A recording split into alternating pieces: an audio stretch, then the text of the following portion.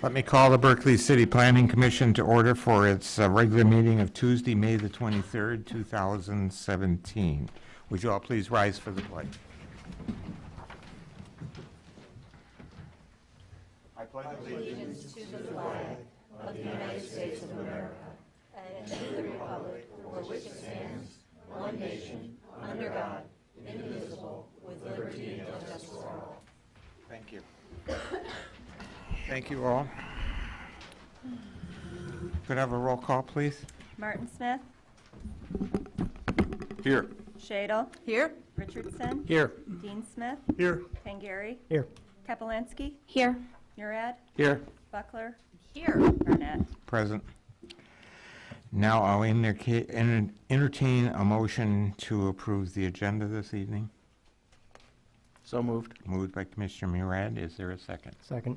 Second by Commissioner Tangari. Any discussion on the agenda this evening? Hearing none, I'll take a roll call vote, please. Shadle. Yes. Tangari. Yes. Martin Smith. Yep. Kapelanski. Yes. Buckler. Yes. Dean Smith. Yes. Murad. Yes. Richardson. Yes. Burnett. Yes. Now I entertain a motion to approve the minutes of the April 25th, 2017 meeting. Mr. Chair, Mr. Dean Smith. so moved. Second. Is there a second? Second. Second by Commissioner Shadle. Is there a discussion on the minutes? Mr. Dean Smith. On the also present, you have Christine and a blank. I believe that's Christine Germain, Okay. I could- Germaine. If it's the person that spoke out about the tiny houses. Okay. Yes. Thank you. Okay. That's it. Any other? Anything else? Hearing nothing else, we'll take a roll call vote, please. Richardson. Yes. Buckler. Yes. Kapelanski. Yes. Murad. Yes. Shadle. Yes. Tangari. Yes. Dean Smith. Yes. Martin Smith. Yes. Burnett. Yes. Do we have any communications? DDA minutes. Then with that, I'll entertain citizens' comments. Any citizen who would care to address the Planning Commission at this time, they may step up to the microphone, state your name and city of residence. And please, we ask the audience to refrain from any derogatory or mismeaning comments. Joshua Hunter, 2240 Thomas. Mr. Chairman, last month I mentioned the Troy apartment development that was voted down by the city, and this is the 5-story, 140-unit complex that they want to have rezoned to their Big Beaver district. And I mention it again because the developer's now filing a lawsuit against the city of Troy, and one of the reasons they give is the Troy's own master plan. In the May 5th issue of the Tribune, the spokesman for the developer states that as members of Troy's development community, we relied on the city of Troy's master plan when selecting the site for our proposed development. We are proud to have a fully compliant development that requires no variances. The Big Beaver Corridor Study, an integral part of the master plan, calls for a mixed-use, vertically integrated development on our proposed site. So I thought that was important to mention because even if the federal judge rules in favor of the city, they still have to pay to defend themselves. And that was one of my main concerns with the 2015 amendment, because in this case, it sounds like Troy has a master plan that isn't entirely congruent with what the residents expect. But I think now, since our master plan was amended, we do have something that's in line with what the residents expect, and they don't have to worry about any lawsuits like this. And I think the master plan now has incremental positive changes that most residents can get behind. So I wanted to make that comment, and I hope the Planning Commission will continue to follow this story. Thank you. Thank you. Anyone else care to comment? Any other comments this evening? Okay, hearing none, then I will close the citizens' comments portion of this meeting this evening. And we'll move on to the agenda, Ms. Bennett. Item number one is site plan review, SP 0217 Vincetta Garage regarding 1036, 1046 Eaton, north side of Eaton between Woodward and Stanford, is requesting site plan approval for a new parking lot. is the petitioner here this evening. Good evening, Jim Sharrow, Kieft Engineering, and Matt Leone representing Vincetta. At the March meeting, we listened to your concerns. We have a copy of the minutes, and effectively, all items that were concerned have been addressed. Specifically, the landscaping has been moved to the front. The wall has been increased in height in the front. There was a question regarding the photogrammics, and we specifically talked to the electrical engineer in that particular case, and it was kind of unique in that the lumen levels dropped to 0 once they left the site, and it was because of the 6-foot wall on the property line that resulted in that happening. So we moved the bike path southerly, and effectively, I think we've done everything that the commission asked for us. So we were asking for site plan approval for the amended plan, which has resulted in a loss of 2 parking spaces, but it's the best we can do given the circumstances. Thank you. What is the desire of the Planning Commission?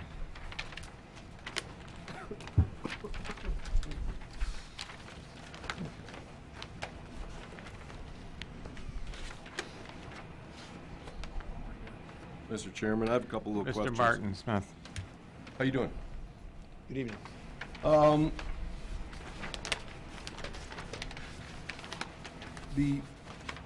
Just a couple little questions.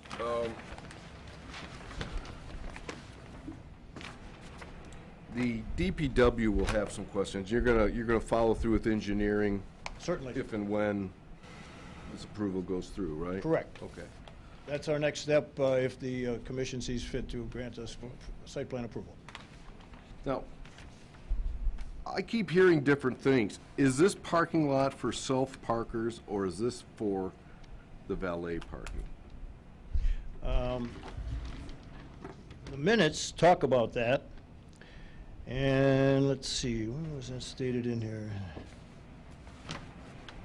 It was established that this parking lot will be available for self-parking customers. Okay, so that is, Meets all the standards of, okay, obviously, they have parking issues there, so there are some times when valet parking might be going in here, but, you know, it's a scenario, maybe first come, first served type situation. well, that's something that the owners would be very nice to address, because that was my understanding, and then I keep hearing things that the valet plans to use it, and I'm just curious, what's the final answer, if there's a representative from the owner here? The final answer is that Stand up to the microphone. as it says in the minutes, it's open parking for It will be Vincetta for garage open parking. customers. Okay. Couple little things on the site, on the plan as it is. The west wall continues to Eaton Street, to the right-of-way. There's about a 10-foot or so green space, and the wall drops down to 30 inches. I honestly, beyond the south wall to the right-of-way line or the sidewalk there, if the rest of the planning commissioners would consider, I don't see any reason for that wall at that point, that little 10-foot piece of wall, 30 inches high. It's not doing anything. We have the higher wall around the perimeter. It's really not doing for, I think Amy marked this up on your, in your write-up here also. Yeah. So that's just one item. I don't see any reason, it's, it's up to everybody here to build that wall. The cobble mulch on the north side, what's keeping all that in place? I mean, at the south side, you have the wall, and in most places you have a wall and a curb keeping it in place. What's keeping it in place at the north side where right now it's just gonna be dirt until your neighbor decides what to do with that site? There's a variety of different landscape techniques that could be used. What are you proposing? Well, there is the black, about 8-inch deep bed liners that work very effectively. This cobble is not like, but you might say small stone. We're talking, what I tend to use is riot stone, because we're talking cobble. So they don't, it's not like aggregate, which would move around. Not pea gravel, no. No. No. But it's still round and it still rolls around. I was just wondering what keeps it in place, because I could see over time it migrating north and someone tossing it back on your There parking lot. definitely will be some detail shown on that Okay, north line to ensure that the stones stay in position. okay. Do you have a sample of the brick? What's the brick color? What's the brick gonna be for the wall? This particular wall section I've used in Waterford Township with a red brick. That works very nice. And I Okay. would assume something to that effect. We'll probably ask you to submit a sample of the brick or something to staff to approve, just so Yes. we know. And someone made the comment at the last meeting about the height of the wall, and indeed, it turns out one of my employees actually drives a Ram, and I went out and measured it, and It's up there. because you were right. It's I mean, up even there. 42 inches wouldn't completely clear it, but 48 will. And 48's on the parking lot side, not on the neighbor's side, right? Measured Yeah, from the that's the parking? front. That's the front. The side is, the other 6 side feet. is 6 foot. Right, and that likewise there, it's measured from the edge of pavement, not from the edge of the grade on the other side, right? Because someplace there's some differential. Yeah. Just want to make sure, okay.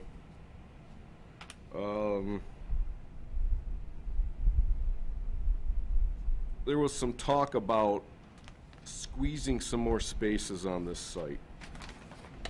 I started laying it out, I didn't get a chance to finish. It could happen with some 45-degree parking and a single direction lane. Got a tight turn in the back, coming in one way, and there's enough to get another lane out with parallel parking. I didn't get a chance to get it all worked out to see if it will work out. But there's an option, and I think the option picks up 4 or 5 spaces. A lot of them are compact spaces, though, They aren't are, they? sure. Yeah. More than what we normally, No, it's 30%. it is still 30%? You have up to 19 that you can have. Yeah, okay. I'd ask the rest of the planning commission, like I said, I started sketching some boxes, but I just didn't get a chance to see if it really lays out to that, and I'm not doubting that it works, it's just, be nice to pick up 5 or 6 spaces, because there's still an issue with overall parking count. And another thing, you're only required 1 bike rack. I mean, it's nice that you're putting in 3, but you're only required 1, so that's up to you. So, Mr. Chairman, with that, I'll refrain from any more comments at this time. Anybody else want to comment on this? Mr. Dean Chair? Smith? I just have a couple. One, the sidewalk along Eaton Street. Right now, that's at least a foot above street grade. And every now and then, I can see, well, the short winter that we had this year, there were slip marks as people walk from the sidewalk down to maybe the street. Do you have any thoughts on lowering that grade and making it a little bit less challenging for people that are actually moving between the sidewalk and the street there? Well, the sidewalk that was in front of the original parking lot is not intended to be replaced, because that was replaced before. But the westerly half of this is intended to be replaced. And if a grade issue is such that it's a concern, it will definitely be handled in final engineering plans. I ride my bicycle by there 4 or 5 times a week, and it's just always amazed me that the sidewalk is as high as it is, and this might be a good opportunity. As for the angle parking, I thought that was kind of a neat idea. I always seem to be the guy that's driving his pickup truck, Yeah. and then there's a full-size vehicle parked in the compact spaces, and Like your pickup truck. I wouldn't do that. But I don't know how that works. It would be tight, but yet, any opportunity to squeeze extra spaces out of this is something that should be seriously looked at. I guess I haven't seen anything of that nature, because it's always been my opinion that parallel or you know, 90-degree parking is as efficient as there is, because once you lay them down, you'll end up losing some spaces. So you must, in order to gain another one, you must have another row in this someplace, which I think might end up confusing when you're dealing with full-size cars and places. This way, everybody can park everywhere, and I'm not sure 5 parking spaces is worth, you know, a confusing situation. And it's a good discussion. Just for kicks, after reading staff's report, I pedaled on down to the Blarney Stone, which has angle parking on a similar sized lot, and it does not work very well. It's tight, and there's oftentimes cars that are stuck in there, but I wouldn't say no yet. I'd just say I haven't thought it through. I haven't seen staff's review, so I can't comment. And the cobble mulch, the 12-year-old boy in me really would like to make sure that you avoid having baseball-sized stones laying so close to Woodward Avenue. I just, the thought. Other than that, I'm curious about the landscaping. I'm curious about how you want to maintain it compared to what's there today and how it's maintained.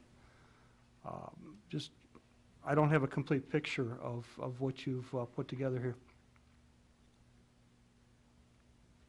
Lawn and spruce? What's confusing about that? Is there irrigation? Yes. They're going to be, you know, I'm certain your ordinance requires that all landscaping be irrigated. Is that correct, Amy? Where's the water gonna We've required as part of a condition of site plan approval. Okay. So with that, I'm done. Ms. Buckler? I was just wondering where the service is gonna come from for irrigation here, if the area is gonna be demoed. Like how they're gonna tap in. Well, there's a water shut-off right There is, okay. there in front of, where the word Eaton is, to one of the houses that was there, so there's water available. Water there, there's water services available. It's just getting a meter and what have you. Okay. Mr. Tangari, did you have some comments? Not at the moment. Okay. Ms. Shado?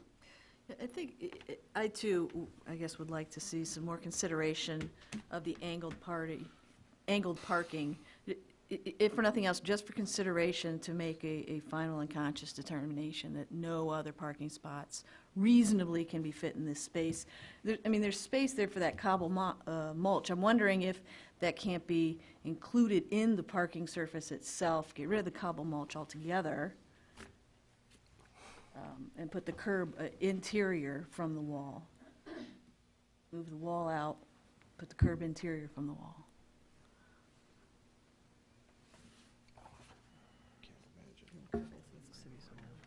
Mr. Chairman?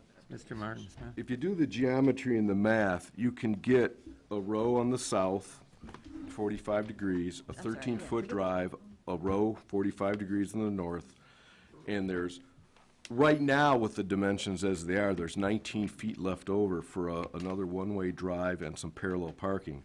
My concern, and we could ease up that 10 feet should we decide at the right-of-way. But my real concern is that you got a 19-foot turnaround for someone to make a 180-degree turn. And that's very tight, especially for Commissioner Smith's pickup truck. And There will be pickup trucks parked there. yeah, you can probably do it on his bicycle. But, Maybe. yeah, maybe, if it's early enough in the day. But I think it can work geometrically, but the problem I would have with that is the turnaround at the very west end of the site. I'm assuming what you're talking about is something effectively like this, where you drive in 45, Yeah. Yeah. but you'd have to come around. So Absolutely. you're gonna lose some space here. Yeah. Because you You can't lose some, back out of these. you lose some spaces, but there's enough space if you take it all the way to your property line. There's enough space to get an aisle, another one-way aisle, and some parallel parking. But it's very tight at the west end, and that'd be my biggest reservation about trying to do that. And, No pickup trucks, no big trucks. yeah, that's a good sign, no pickup trucks. And the other thing, Mr. Dean Smith mentioned is the baseball-sized cobble. I guess I didn't think of that as I was going through this, and Yeah. You might be more mature than I. no, I'm about 13 or 14. So, I think it's a weed bed. That's what it is. well, we would, whatever we put in there, you'd want to put some landscaping fabric under there. But I, too, am concerned, this close to Woodward with hidden by buildings and walls and stuff, it's pretty much a temptation for something that size you can get a good grip on. I would ask the applicant to maybe consider something else, There's multitudinous types of mulch. Mm-hmm. If you're not satisfied with the cobble, we can certainly go with, anything. Or it could just be paved, concrete, which is a little harsh, but Yeah, you can't pick it up and throw it. not until it breaks up. no. Yeah, chunks of it. Mr. Richardson, you have anything? Well, I just have the feeling we're kind of whistling in the dark about the turning radius issue until it's actually calculated, which should be a pretty simple, straightforward calculation, right? There's standards for it. Yeah, and, we're within, I understand the concern about oversized vehicles. On the other hand, we're within the ratio of compact, actually below the ratio of compact to standard-sized spaces. So I'm not sure how big of an issue oversized vehicles are. I do know that on-street parking around this place of business is a big issue. So it seems to me we kind of owe it to ourselves to make an informed decision whether we're going to waive, the requirement or not on the basis of full information. That's my view. This is a comment that came up before, wanting to make sure that this parking lot satisfied the parking requirements and stuff. Now, there are other parking facilities for Vincetta Garage. Yeah. This is just an attempt to get as much parking as possible. So I don't know if that comment makes any sense in this particular case, because we're adding to The alternative that we're discussing, though, would give you more parking. Theoretically, it's more parking, right? That's why it makes some sense. I have some think. concerns when you start restricting spaces to compact cars, and somebody gets in there and, my car's small, so, all of a sudden, and you've got parallel parking behind somebody with 45 parking, you can back into those cars pretty easy. I guess I just don't see the value for 5 spaces, if it turns out to be that. Okay. And I would doubt if it would, because of the turning on the end of this thing. Well, let's ask, Mr. Chairman, if I may, let's ask our design professionals here. Typically, we don't like to go, even in sight, less than a 25-foot radius.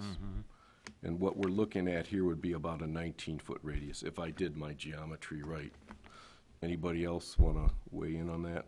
Because that's the one that killed. It's a novel idea. It gets us some parking, but not everybody, some people's trucks don't fit in compact spaces. That could be an issue. We do allow them, that's fine. But I'm concerned about the 19-foot, if that is in fact what it is, because 25-foot radius is a lot more than 19 feet at the end of turn 180 degrees. Anybody else have any? Mr. Tangari? There's always a little bit of a hesitation for me when I see multiple configurations in the same lot, too. You want the lot to be as legible as possible for whoever drives in there. And if you've got parallel spaces and diagonal spaces, that makes the lot less legible. So that's something to consider.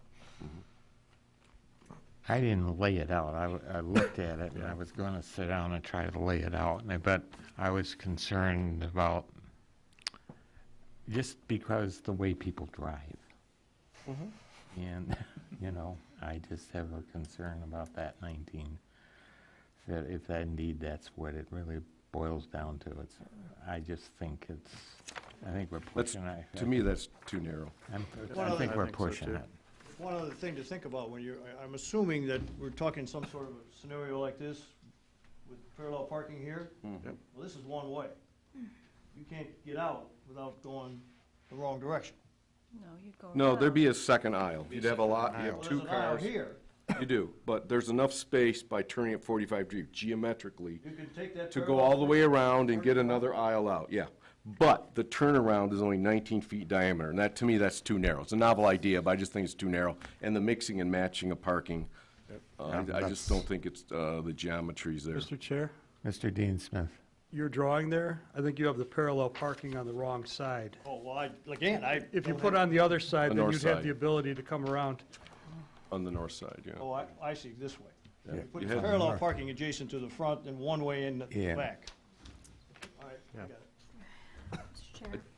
Mr. Chair. Ms. Buckler.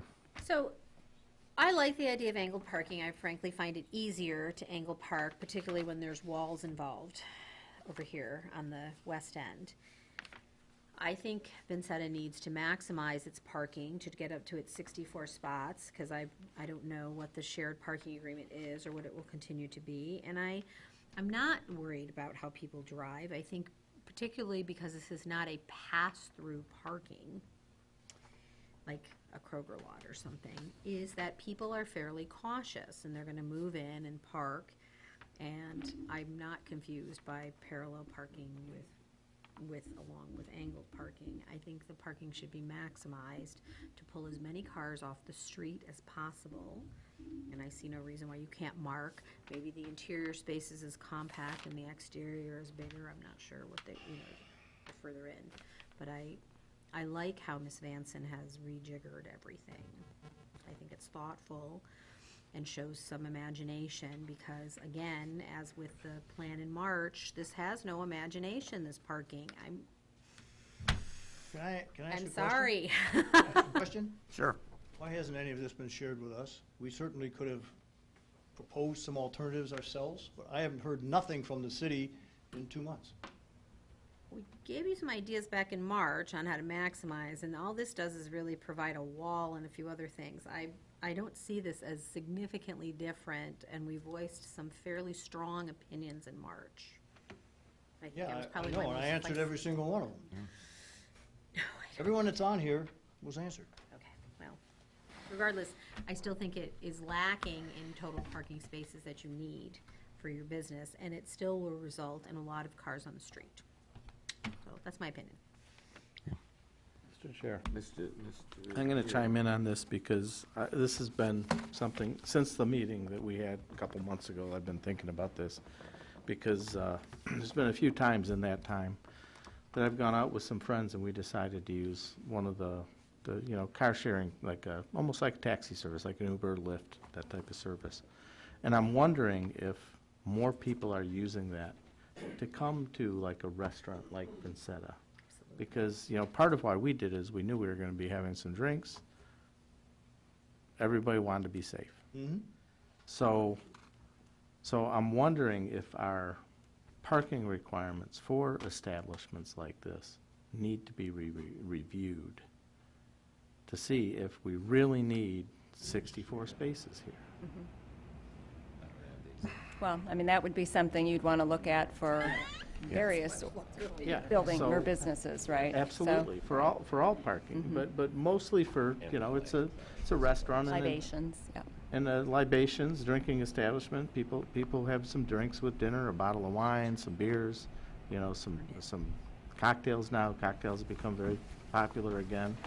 So, I know what we're trying to do, I think what my fellow commissioners and our planner is trying to do is to meet that 64 car, Conceitedly. and I think the idea of trying to squeeze those 4 or 5 more cars that you need out of this lot is a novel idea, but if you make it difficult for people to maneuver in it, and they come to this establishment all the time, they'll say, oh, I don't want to park in that lot anymore, it's a pain.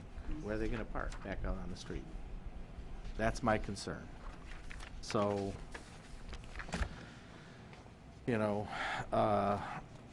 I know from public comments at the last meeting, a lot of residents are saying it's not as bad as it was 3-4 years ago when it first opened. I think the novelty of the establishment might have not worn off a little bit, or people are tired of trying to have to walk 2 blocks to get to the restaurant, things like that. So, or even pay for a valet, though I think the valet has been complimentary, right? And I point out, though, that we have added 15 parking spaces since we opened on Eaton Street. How's that? 1010 Eaton. Eaton. Oh, yeah, Front desk 10 parking. Eaton, right, yeah. So, you know, so I'm thinking, this lot goes in, maybe the parking problem goes away completely because more people are using an Uber or a Lyft service to get to and from here. Maybe they have a couple other stops they're making along the way, you know. I don't know. So I'm struggling with it myself. I'm like, I read our planners' ideas about how to squeeze some more spaces out of here. My concern is people are going to get in here, get confused in this lot, have that tight turning radius, you know, and especially people that have big cars. You know, people still do drive big cars, big trucks, SUVs, and such. And 19-inch turning radius is going to be very tight. I'm even looking at this right now and thinking, you know, we have a public alley here. And my idea would be to put a no right turn coming out of that alley for cars leaving the establishment, but it is a public alley. More people than just the restaurant parkers are going to be using that alley, and the way you've got this drawn right now, you don't have much of a turning radius there, you know, to get out of that alley to make a right-hand turn. Yet I struggle with, well, maybe we should make it no right turn and force the traffic back out to Woodward. So undecided at this point. The other item I had was on the landscaping. I looked up a Siberian spruce. Do you know how big those trees get? They get pretty big. 20 to 25 foot base at their full height. There's going to have to be a lot of trimming of that tree, and then it gets rid of some of that lower shield that you were hoping for, I think. So you might want to consider some other type of a spruce or evergreen if that's what you want to use. That's all for now. Ms. Kapelowski, do you have anything? Would you like to weigh in on this? Sure, I'll give it a try. I think I would echo the comments of Mr. Tangari about the reconfiguration of the parking. I do think that mixing the different parking configurations together does get a little bit confusing for drivers, and I don't know that it's worth an additional 5 spaces. I can also recognize the need, though, for some additional parking. I just drove by on my way here, and it did look like the street was already fairly crowded in terms of people parking on the street. So right now I would say I'm undecided, but I think I lend towards thinking that the mixed configuration maybe isn't the best option.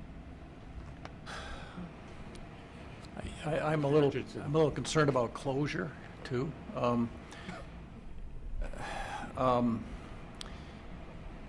We could approve this as you proposed it without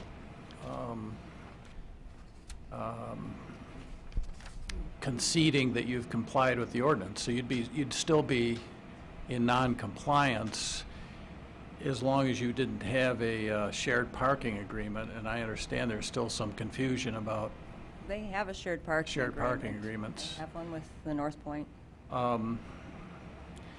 So, you know, I guess my feeling is we have to comply with the ordinance unless there's grounds, legally sufficient grounds not to comply with it. We would be in compliance with their shared parking agreement, Amy? They have a shared Just parking confirm. agreement. Okay. I know there's been some question on whether they're actually utilizing what they have the business that they have the shared parking agreement with. But we do have a lease. We have an agreement on file. And do we have a feel for how that's going, how that has been enforced? Enforced as far as, well, the shared parking agreement is there for them to use the valet, and I would have to defer to public safety with regard to the valet parking ordinance. Okay. Well, I guess I'm still undecided. I'd like to try to maximize the on-site parking that this business has, unless it's not plainly not feasible to do that. And I guess I'm not decided on the feasibility. Mr. Tangari? How many spaces does that shared parking agreement give them access to? I don't remember the exact number, I'm sorry. I don't have that. I can get it for you, but I don't have it Okay. at the moment. All right. Mr. Chair. Thank you. In terms of the shared parking agreement, did you say that was only for the valet? Yes. Okay, is there the ability to renegotiate that, to have it for self-parkers as well? I don't know, honestly. I'm wondering if there was the ability to renegotiate that agreement.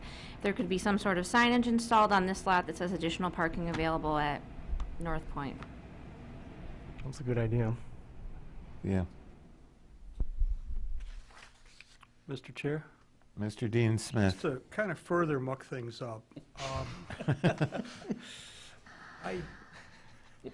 living so close to this, I see the on-street parking, and my observations are there's still a lot of cars on the street. And even if this parking lot was configured for maximum, there would still be a lot of cars on the street.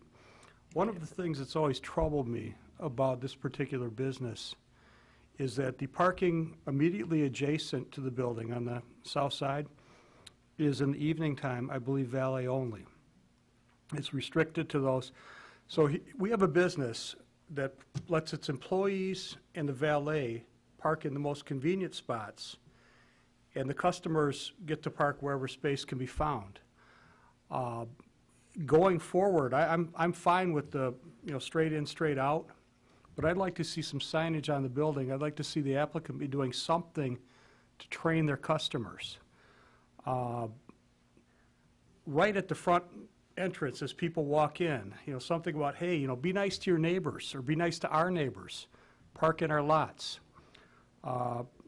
Regulate it so that the valet uses the North Point spaces and not the spaces immediately adjacent to the building. You go to any place else that uses valet parking, and they put the car someplace where you normally wouldn't walk to it. This setup here is just completely backwards, and it's all negative. And signage in the parking lot, is the new kid, I'm sorry, talked about. This business needs to be doing something to train its customers. They've been open for at least 5 years, and I have yet to see anything that helps people learn where to park their cars. Mr. Chair, Ms. Buckler?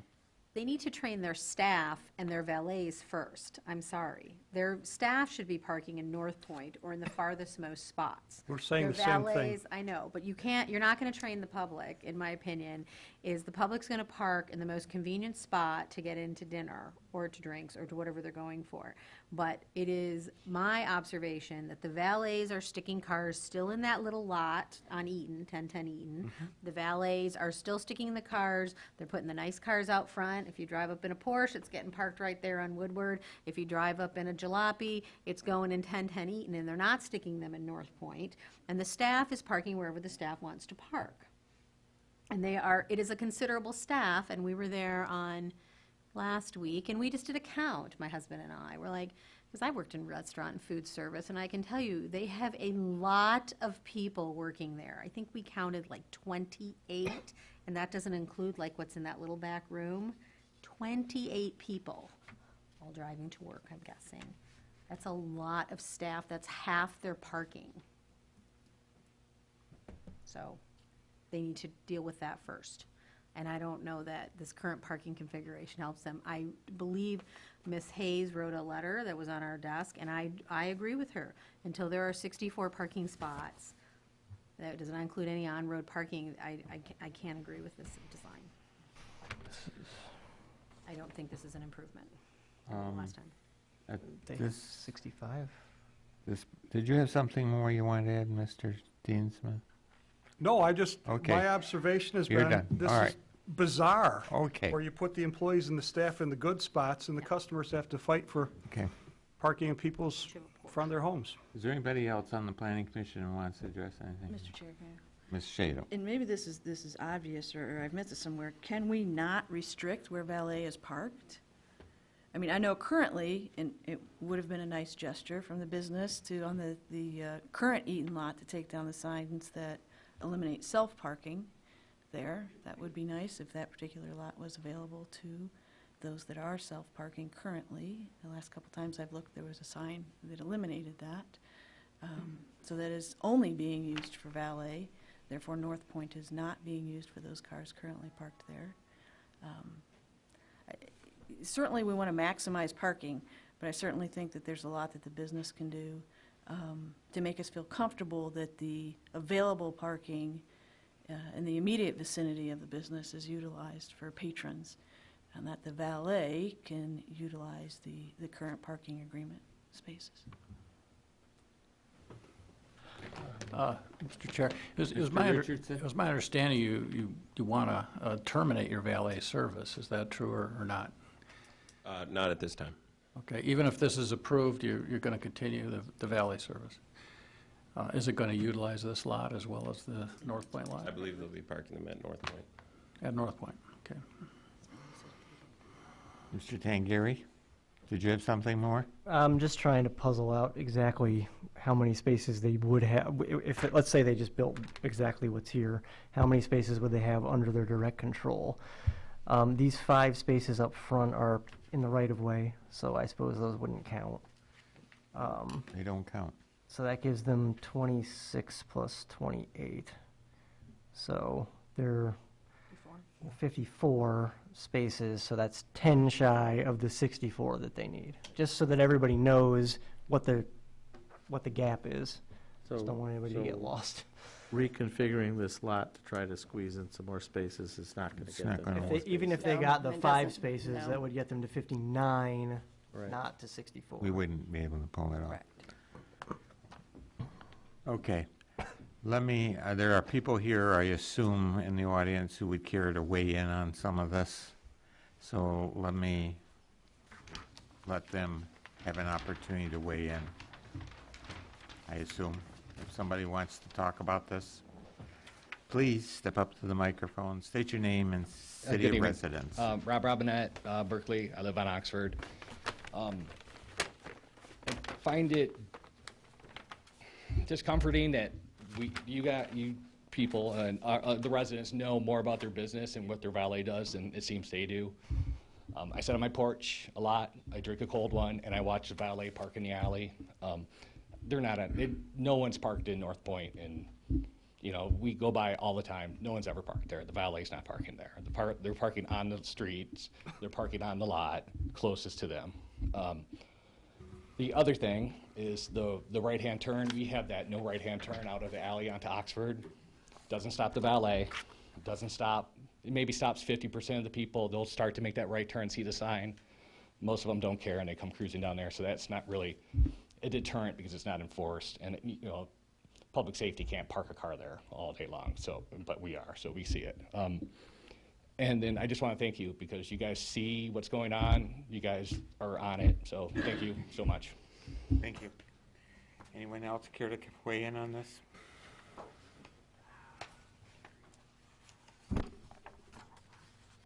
Yes, there's one more point I wanted to make is that... Your name, please.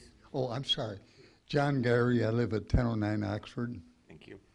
The point I wanted to make is that on the corner of Oxford and Woodward, they do park along there on the service drive, but the point is they're starting to park now at an angle, and if they're, even sometimes when they're parking straight like they should be, they double park. If you try to get onto Woodward Avenue at 4 or 5 o'clock in the afternoon, it's impossible. You cannot see the traffic coming down Woodward Avenue. I continually call the police department. They probably go out and they probably give tickets, but they keep doing it. Now, I don't know if there's a way around that. If you have an answer for that one, I'd appreciate it. Okay, thank you. Other comments?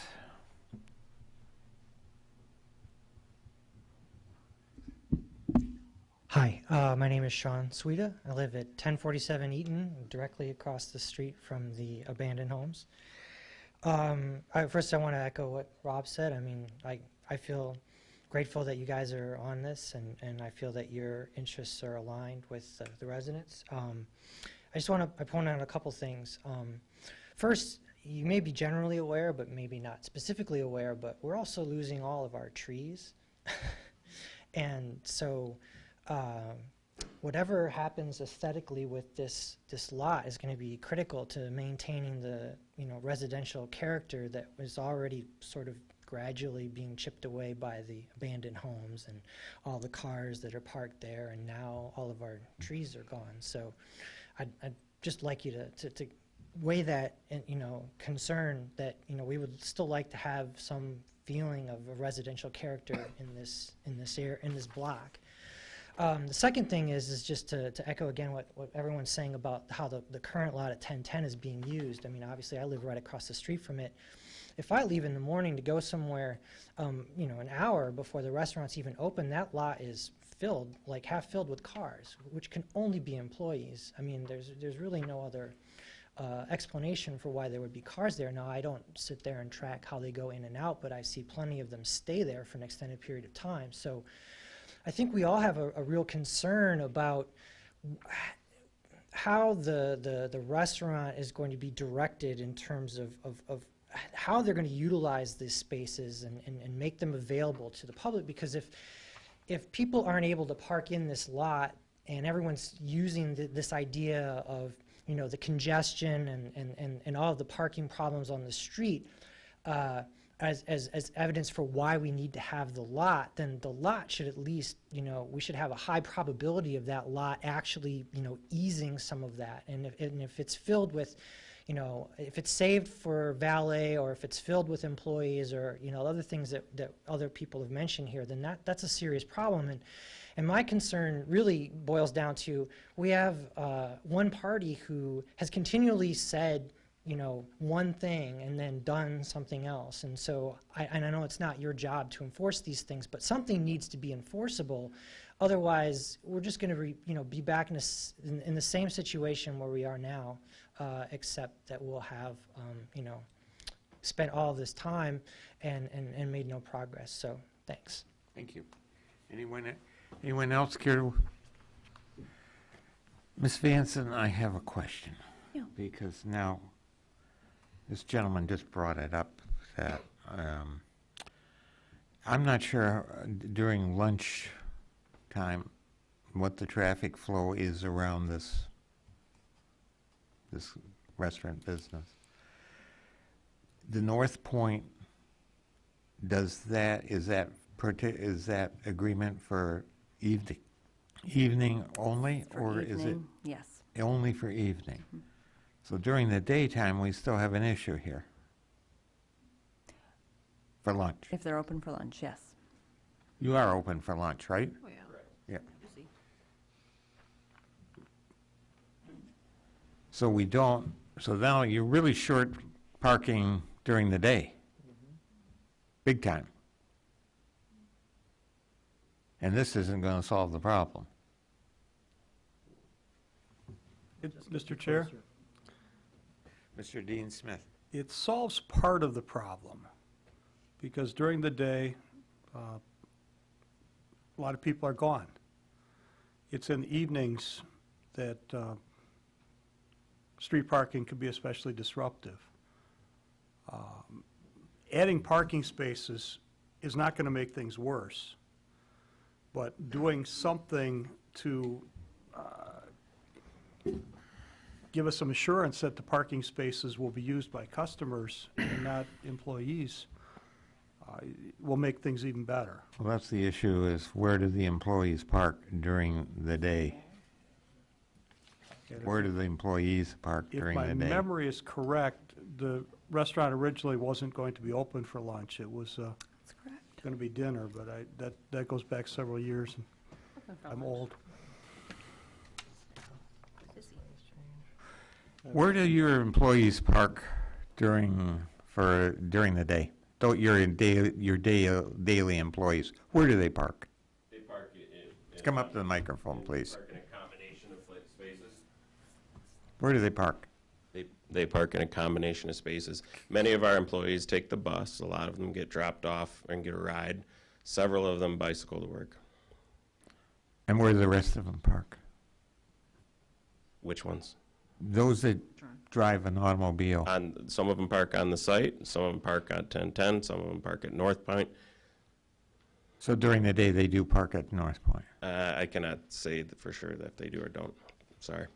I have a question for you. Do you run a valet during the lunch hour? We start valet at 4 o'clock, I believe. Okay. So there's no valet during the lunchtime? No. And where do you direct your valet to park cars? North Point. North Point. And do you verify that they're doing that? Yes. Okay. Okay, thank you. Okay, what is the desire of the Planning Commission at this juncture of time? What do you want to do? Mr. Chair. Mr. Murad. Here's my concern. You know, we could approve this. It's going to help with the I can't, putting this parking lot in the way it sits right now is going to help the situation. I still feel the ideal is to get the two parties that own these pieces of property together to build one lot and work out a sharing agreement, because then this problem would, they'd have their lots.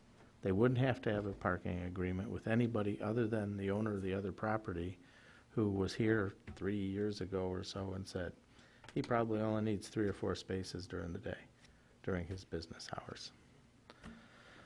So I don't think that's going to no, happen. I know that's not. It's not only That would be the magical. it's not going to That would be the magical unicorn parking lot. If something happened, we would all go home right now. So that's what I struggle with, because I know if that could happen, this would be a slam dunk and we'd be done.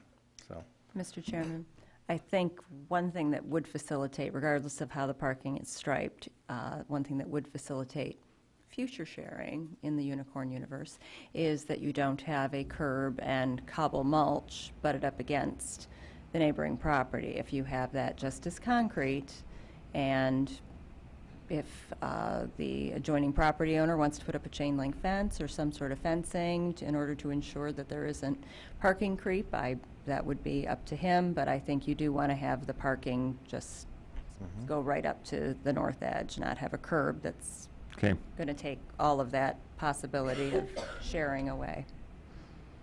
Mr. Dangary? I like that. Does that require any kind of variance from construction standards or anything like that? Do we require curbs? No. Nope. so we could require them just to put parking blocks there and no curb. Okay, that's a good idea. Mr. Chair, Mr. Richardson?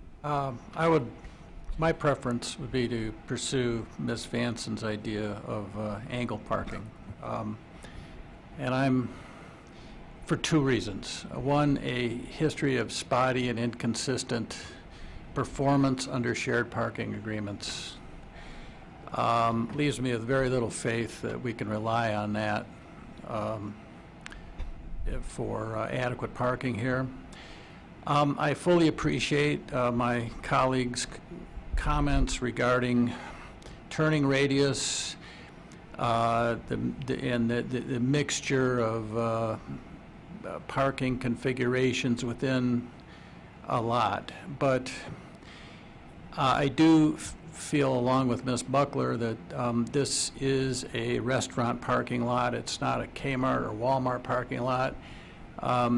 If people drive their Ford 150s to the restaurant, they're just going to have to do something else with them other than park in this lot. They're going to park on the street. We're going to have people parking on the street anyway. You're right. Regardless of what we do tonight, there's going to be people parking on the street. You can't prevent that. But I think we have an obligation to try to get the owner to maximize the number of spaces that the owner provides and get as close to that target as we can. I just think we owe it to the neighborhood to do that. That's my view. Mr. Chair, Mr. Dean Smith. a thought here. You know, we talk about the angle parking and the turning radius. We've got a 10-foot green belt that we asked the applicant to build into his design. If that green belt became 7 feet or 8 feet or, pick a number, would you be able to get an adequate turning radius to have your angle parking and keep your spaces? I like the idea of the 10-foot green belt, but what I like is having stuff in it, trees and whatnot, and you don't need a whole 10 feet unless those Siberian spruces get really big, but They will. They do. then we pick a different tree. But the idea is to have something to let the neighbors see something pretty instead of a brick wall. So I don't have a strong attachment to the 10-foot green belt so much as I have attachment for trees in there, something to break it up and make it look nicer. I have a hard time with that argument, but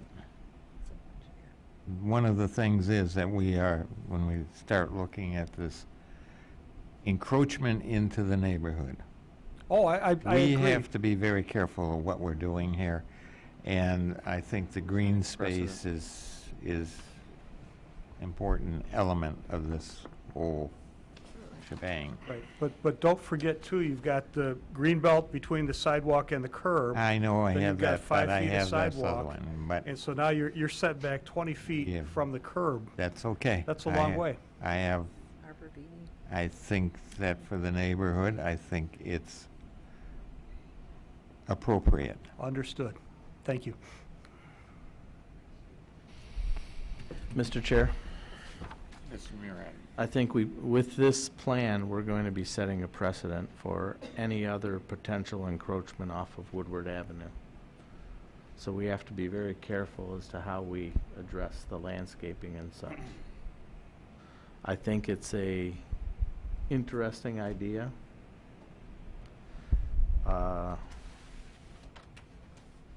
I don't know if it'll get us the 10 spaces we need, 9 or 10 spaces that we're still gonna need.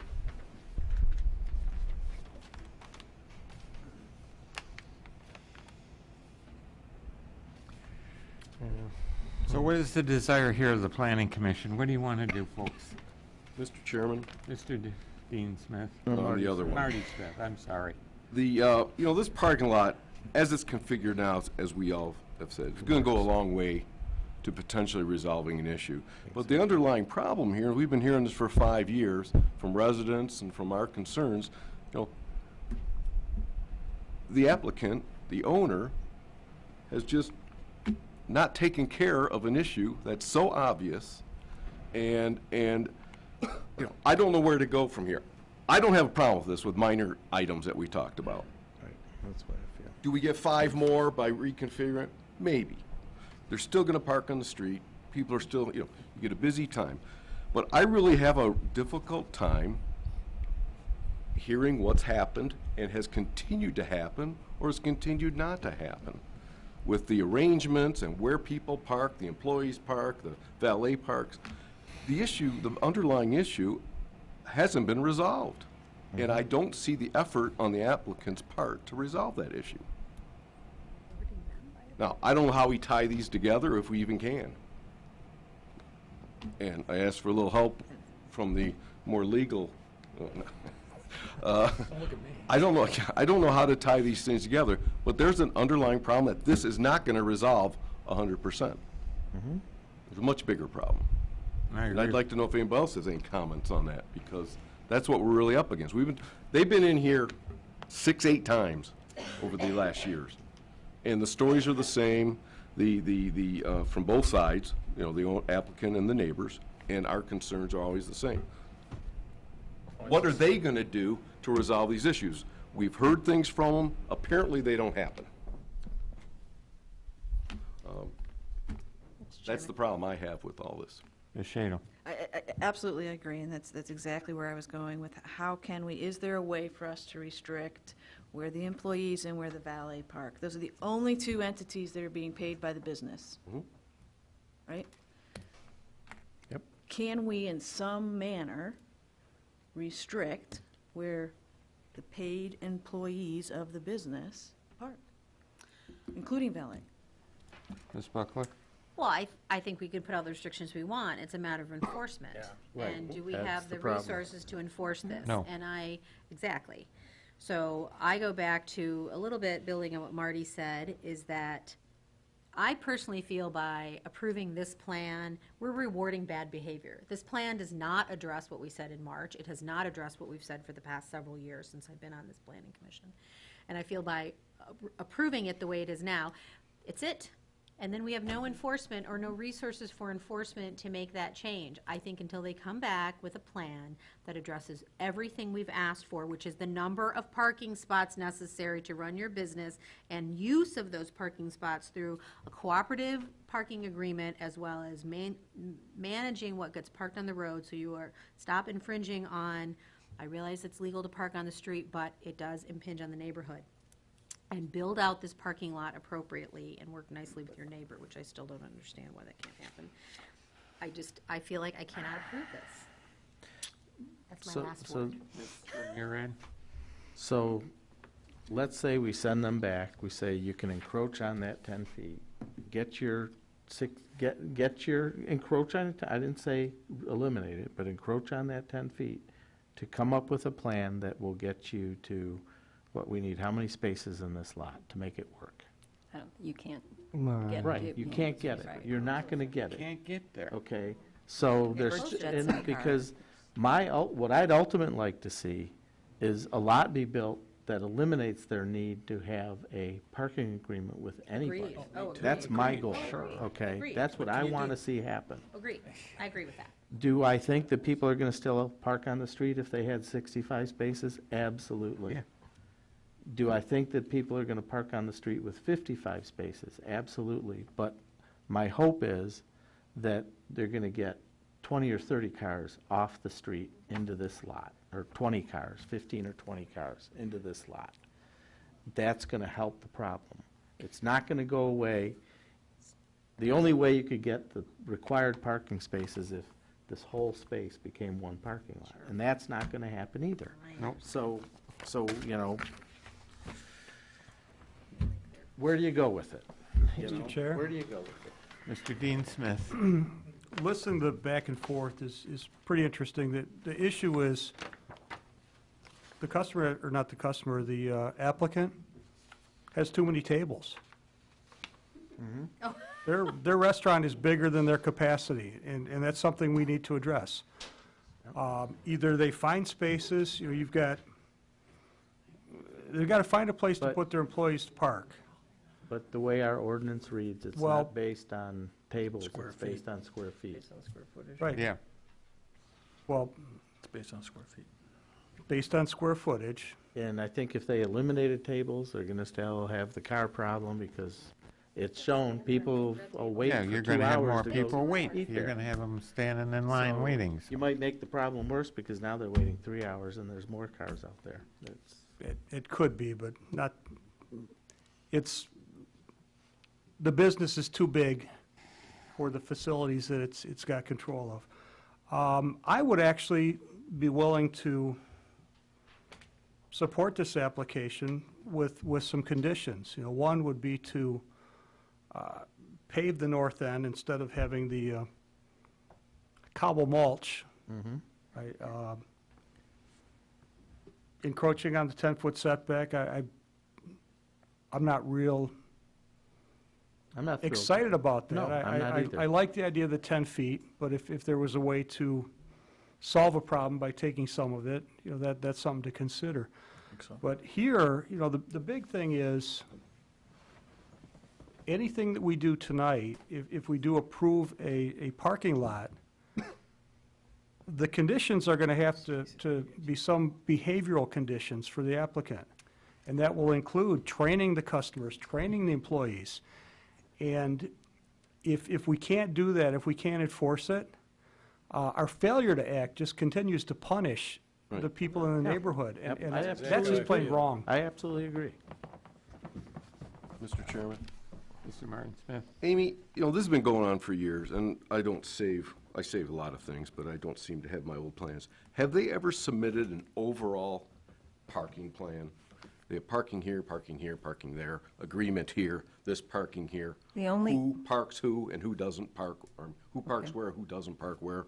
So there's a valet parking, there's a licensing, because in one of the meetings, the business owner had advised that they contracted with a valet and did not necessarily, they didn't manage the valet. They farmed that out to a valet company.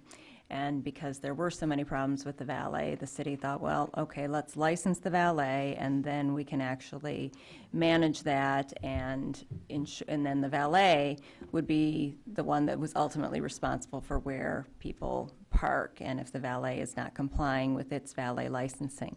And that is done through the city clerk's office and the public safety department, and I do not have information on what ended up happening with that.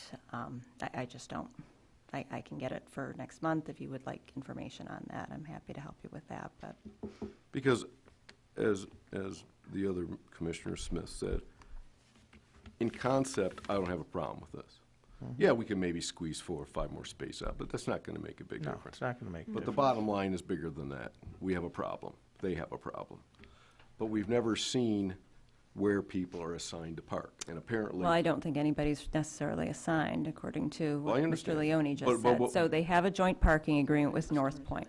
My understanding from neighbors is that that is not used, and they are putting cars in other spaces. But again, that's after 5 o'clock. The joint parking agreement was for after 5.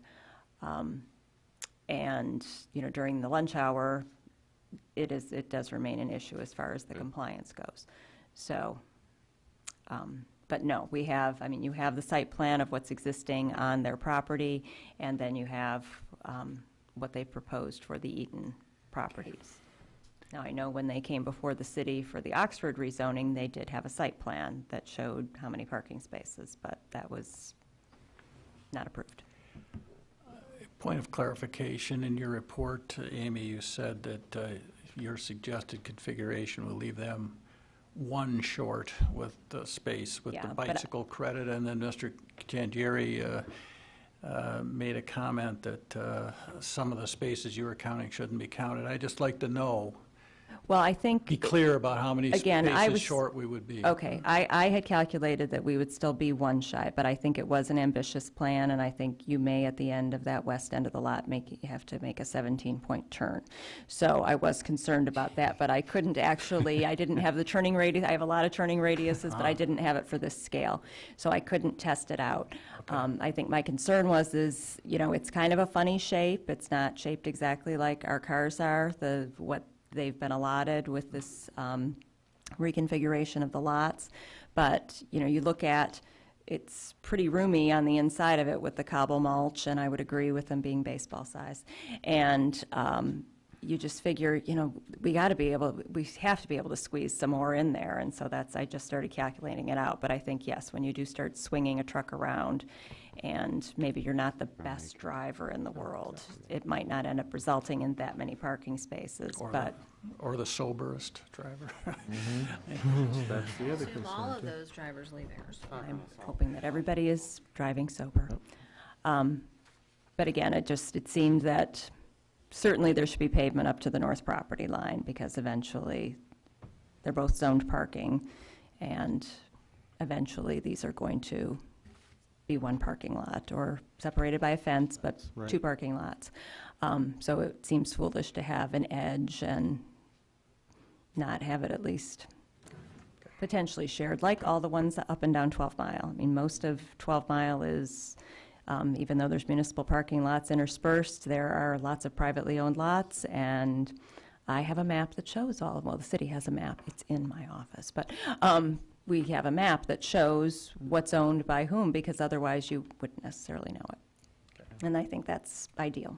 Yeah, that's what I'd like to see, so. So, Mr. Tangieri? Yeah, I think what I'm hearing is that we'd like to see a sheet that puts this in the context of everything else that they have access to, and including this proposed, new lot. So you gotta kind of an overview of all of the parking that they use and how they are going to use it.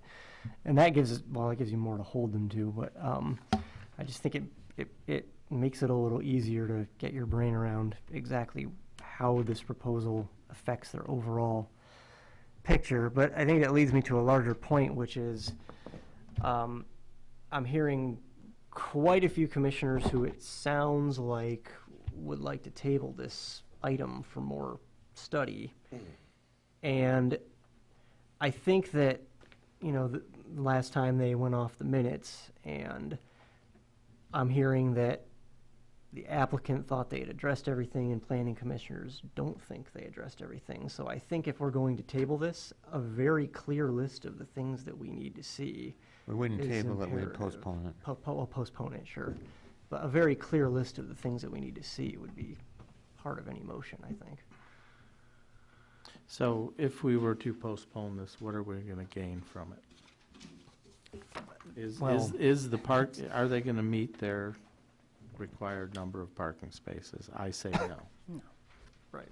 And that's what I want to clarify here. Yeah. Is what is, I if we're think, going to I table it, think, what are I we looking think what for? could be done with this Postpone it, sorry. is some changes to what's presented to us today in regards to like the back curb line, the cobble mulch, the little 10 feet wall, 30 feet high. I don't think that's needed. I don't really think they need all these bike racks. I don't think it can hurt, though. No, it doesn't hurt. But if it gains you a parking space. But it could potentially gain us a parking space, like Amy says. If you just left the one at the very closest to Eaton, Sure. you could get a whole nother space in there. Mm-hmm. It'd be a tight space for people turning into it, but, You have to get it from the north, really. But You'd have to come around and get in. yeah. But you could get in. But it's potential to get in another space there. It's, Mhm. so, Those could always be turned, too, to face Eaton. yeah, so, What do you want to do? What does the planning commission want to do? Mr. Chairman, here's what I want to do. Mr. Martin Smith, I'm not the whole planning commission. I just want to hear something. That's why I'm in the end here. I can approve this tonight with minor conditions that we talked about. However, as I asked, we've never had an overall comprehensive plan of where the dang cars go, for the employees, for the valet, for public parking. I want to see something like that. I can assure the client or the applicant that with some minor things, and we can go through them, I have no problem with this. It's gonna go a long way to solving the issue. It's not gonna take all the cars off the street. We've all said that. It's not perfect, but it's gonna go a long way. But all this other stuff, I want to see an overall plan showing the lots, the spaces, what they're designated for. Enforcement's an issue. I want to see what their overall scheme is, and that's what I'd like to see next month. Okay, so what you want to do is go for a postponement, and then give them direction on this, and then have You them. want me to do that? Want me to say that? Yeah. Go for it. Okay. I guess, where are we? Let me find it. Shut that stuff down. Do you want the docket number? Move to postpone. Site plan approval, SPO 217. I'd like to say that the parking lot as it is, with these minor items, Give them the minor items. paving to the north property line with parking blocks, number one. Number two, provisions that the landscaping is irrigated, and we do have water right there. Consider something different than baseball size rocks. Well, you're going to pave it over, aren't you? Just the north side. You also have you We do have have a strategically hidden behind a wall more Yeah. cobble I'm not sure mulch. why that's Right. there, but Well, that's fine. That could be paved, that could be, it can be it paved. could be overhang. anything. Let's get rid of the cobble. yeah. Let's get rid of the cobble. Drainage grades. we don't have to worry about holding the cobble in place of the north line, because we're not gonna have that anymore. Is there something, water? I want to see a sample of the brick for staff, just to make sure we're not getting some blue brick from somebody that was cheap. Remove this little 10-foot piece of wall that's 30 inches high at the southwest corner. And I think I said everything else. It's their choice about the bike racks. I don't care. You want to take the bike rack and I don't cut it care. down and put a parking space in there? One space isn't gonna matter. Let's see another 50 square feet of green here. But if someone thinks otherwise. But I want to see an overall master plan of where all their parking is, how many spaces in each lot, in each location, and what they are designated for. Because we just don't know what we're looking at. Okay. And that's what I want to see. Okay. You want to add to that? Well, second the You'll motion. second the motion? And I would like to add to it, I think this Okay. is consistent with what you're saying. Go ahead. Have we ever received a copy of the a valet agreement that's currently in force? No, I've never seen one.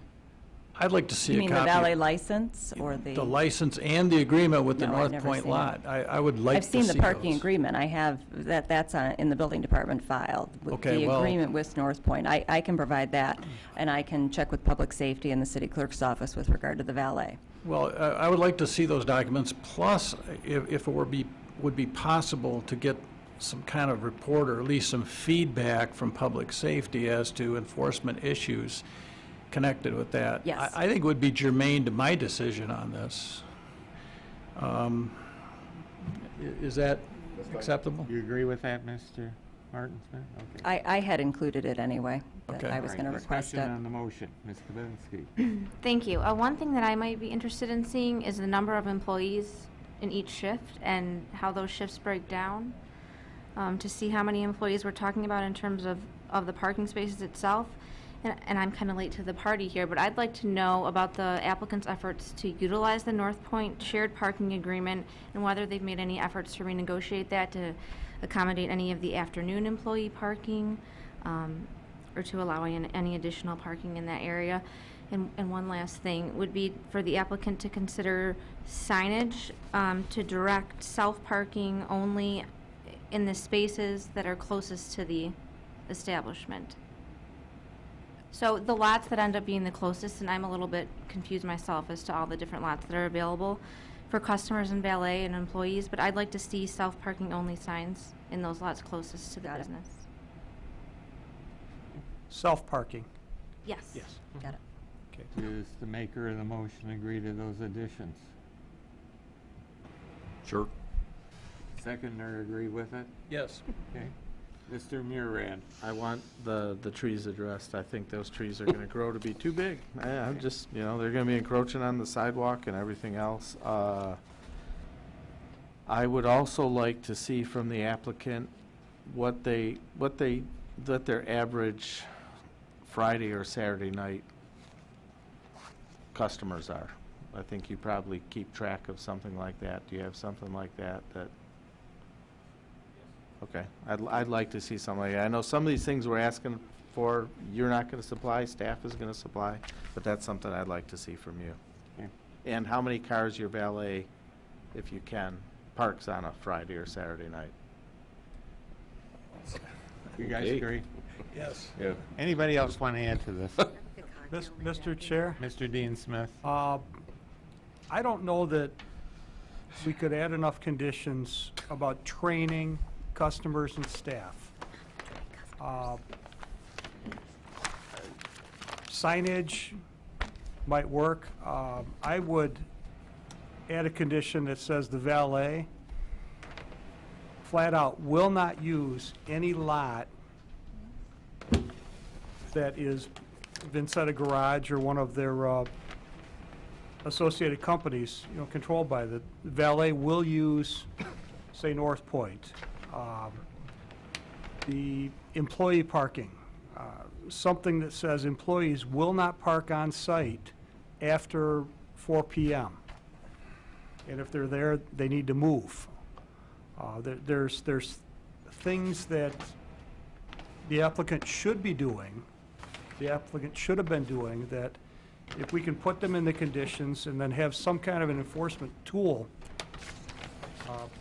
the entire neighborhood will be better off. All right, you guys agree to all this? Well, Mr. Chairman, we're piling on here, and I don't know where we stop. I think we're there because. And, you know, I think this would all be something that we could discuss when we see that overall parking Okay. master plan. Well, they're aware of it. Okay, fine. I would just like to have the applicant be able to walk in, you know, fully armed and say, bang, bang, bang, here's all your conditions. Okay. And just your comments about, saying employees can't park on site. They're gonna park on the street. I'm sorry, that's what they're gonna do. Yeah, it's going to happen. It's gonna happen. All right, so we There's just going to be give up. parking on the street anyway you cut it. So effectively, we just give up. No. No. No. No, But the applicant can train their employees. Yes, I they agree. They pay them. They can't train the public, but they can train them. And they can train their valet. Okay. Or direct their valet. You ready? I'm Roll ready. call? Okay. All right. Motion made to postpone, whole bunch of conditions that look like a Lynchian diagram right now, and supported by Martin Smith, move to postpone, Richardson seconded. Ready? Go. All right, Shadle, Yes. Martin Smith, Yes. Murad, Yes. Uckler, Yes. Kapelinski, Yes. Richardson, Yes. Dean Smith, Yes. Tangari, Yes. Burnett. Yes. Okay, thank you all for being here. Thank you for your comments from everybody. This has been a long evening, and I knew it sort of was going to drag out, but so be it. Maybe we'll get the answers we need and we can move on. Thank you.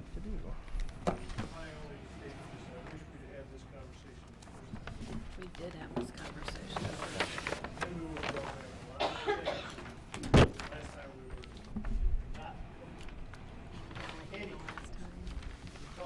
Specifically about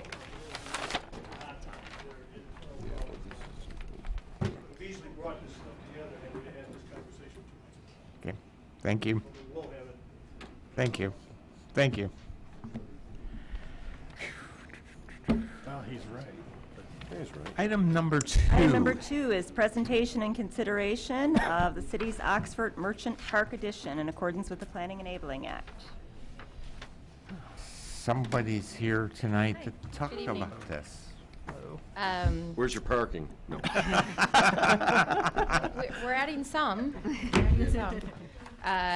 You all received the report from Land and Landscape. I thought I'd just sort of take you through a little bit of the history of how we got to this point. A lot of you know the history, but for anyone who's not aware, the city purchased the property. Can I stop you for 1 Absolutely. minute? Would you, for the record, state your name? My name is Teresa McCarlton. I'm the Director of Parks and Recreation. Thank you, Teresa. Got it. So the city purchased the property known as the Oxford Park property. I'm going to say, first and foremost, at some point, this park that combines Merchants Park and Oxford will have to be decided what we're calling this, whether it's going to be all Merchants Park, Oxford Park. So for the moment, we'll call it Oxford Park property. The city purchased the property from the school district in 2014. They then set aside money to budget to hire planning a consultant to have a park plan. In 2016, we hired Land and Landscape to do the park plan after we went out to bid for that. They have since been renamed Native Design Planning, and they won the bid. We then held 2 community meetings where people could come and voice their opinion on what they wanted to see in this park and in this property. We also had a survey online for over a month that people could respond to.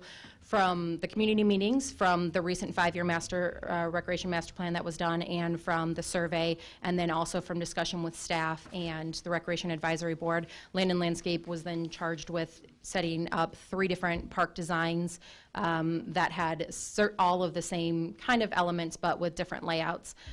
They developed 3 different designs, and from there, staff, city administration, and Recreation Advisory Board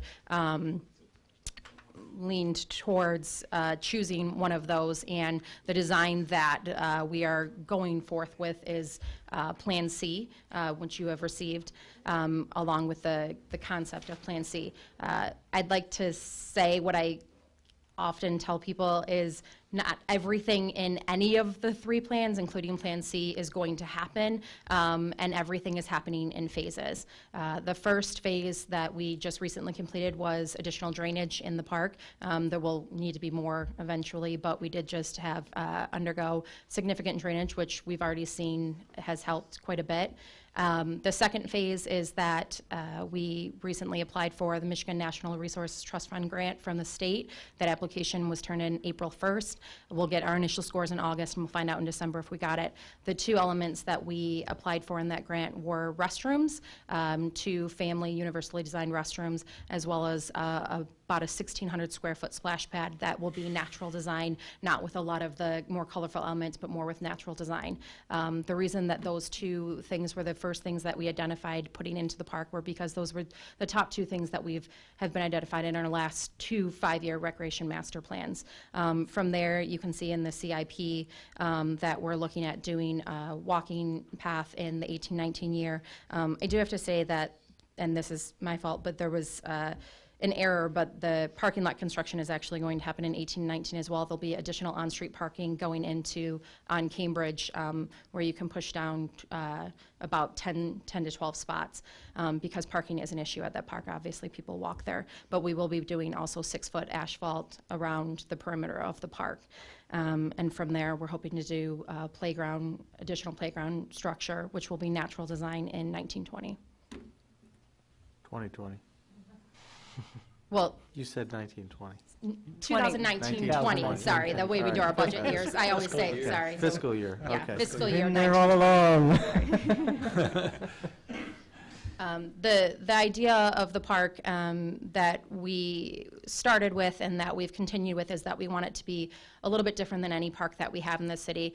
Having this property to plan is exciting because we don't have, we're very landlocked in terms of our parks, and they've been planned for a long time. The south side is more of active recreation, and the north side is more passive. And we're hoping that those will work well with the community, and we received a lot of good feedback at the meetings that we held. As I said, we did hold 2 meetings when we planned with Land and Landscape. We also had a meeting for the grant application, I believe, were you there, Marty? Yep, at our Recreation Advisory Board meeting on March 9th. Could you explain to me a little bit about the proposed area for the north section of that? I think it's marked 4. Active lawn. Yeah, active lawn. Could you explain a little bit what that means and what that is? Yeah, I think really what it means is that it's more open space, and so nothing is exactly planned for it, because the south we're looking at doing an actual field where you could do youth soccer, youth football, and the north is the active lawn is more just passive recreation, so you could fly a kite or sit or have a picnic. That was where I was wandering. My mind was wandering, because there's just a lot of whiz-bang here on most of it. And when I read about the north end, there seemed to be a little bit of whiz-bang in that area too. But I was wondering about the idea of the passive park with benches and where people could just sit. Can you clarify whiz-bang? Do you mean just like flash, or? When I say flashbang, I mean you've got a field for playing soccer or whatever. You've got basketball. You've got all the elements of doing something, being creative with swings and slides and all of the tunnels, and I think there's a climbing wall in here or whatever somewhere in the grand scheme as I read through it and all. And what I was looking at was something a little more quiet, passive. When I say passive, that's where I'm looking at park benches and things where I could come and sit and read a book or do whatever, just look at nature. Absolutely, and I think the design was twofold. One, the playground is going to be a little bit different than playground that we picture in our mind or playground that we have. It'll be more natural type, so think, like a log tunnel. We want to have some natural berms and the slides built into those. We don't have those, and those are, and then from there, you'll have a little bit of a separation to that lawn that's just an open space, so nothing going on there, because again, we don't just want to think of parks as whiz-bang or a lot going on. We want to think of it as a space where people can have those benches and people can just sit and there can be that quiet, and I think that that's what you'll find on the north end. Thank you. Mr. Any other Chair. questions for Mr. Dean Smith? Just a couple. One, I was out there again today just trying to envision this, and this is like way cool. Kind of whiz-bang. Whiz-bang. But I have, in my old job, whenever I saw something that was like bioretention, Yeah. I kind of got concerned. Can you talk about what bioretention is in this context? I can, but I can also tell you that at this point, if that were to happen, it would be quite a bit in the future, and I don't know if that's where we're going to be going because of the ongoing maintenance of bioretention. I mean, the idea is that, you have these areas where you have the retention water and you go in and then you can use them for other, you can sort of reuse, and they also separate the spaces. We are a small staff, and maintenance is an ongoing issue and something that we think about a lot. So I would say there are a number of those type of landscaping things, the number of trees, the bioretention, that at this point we don't have a solid plan for. They're in the plan, they're in all of the plans, but right now we don't have that set aside as something that we plan to do. Okay, so there will not be a pond? No. Okay. No. Thank you. No. Other questions? Mr. Richardson? I think what the chair was trying to say was that you need a part of this park for old people, like There's Absolutely. toilets, Mark. unlike the Not chair, I still necessary. like to hoop it up and all, but I probably would get a little tired more quickly than the younger folks, so I need a place to go to. This does seem rather more oriented toward youth than some of your other alternatives are.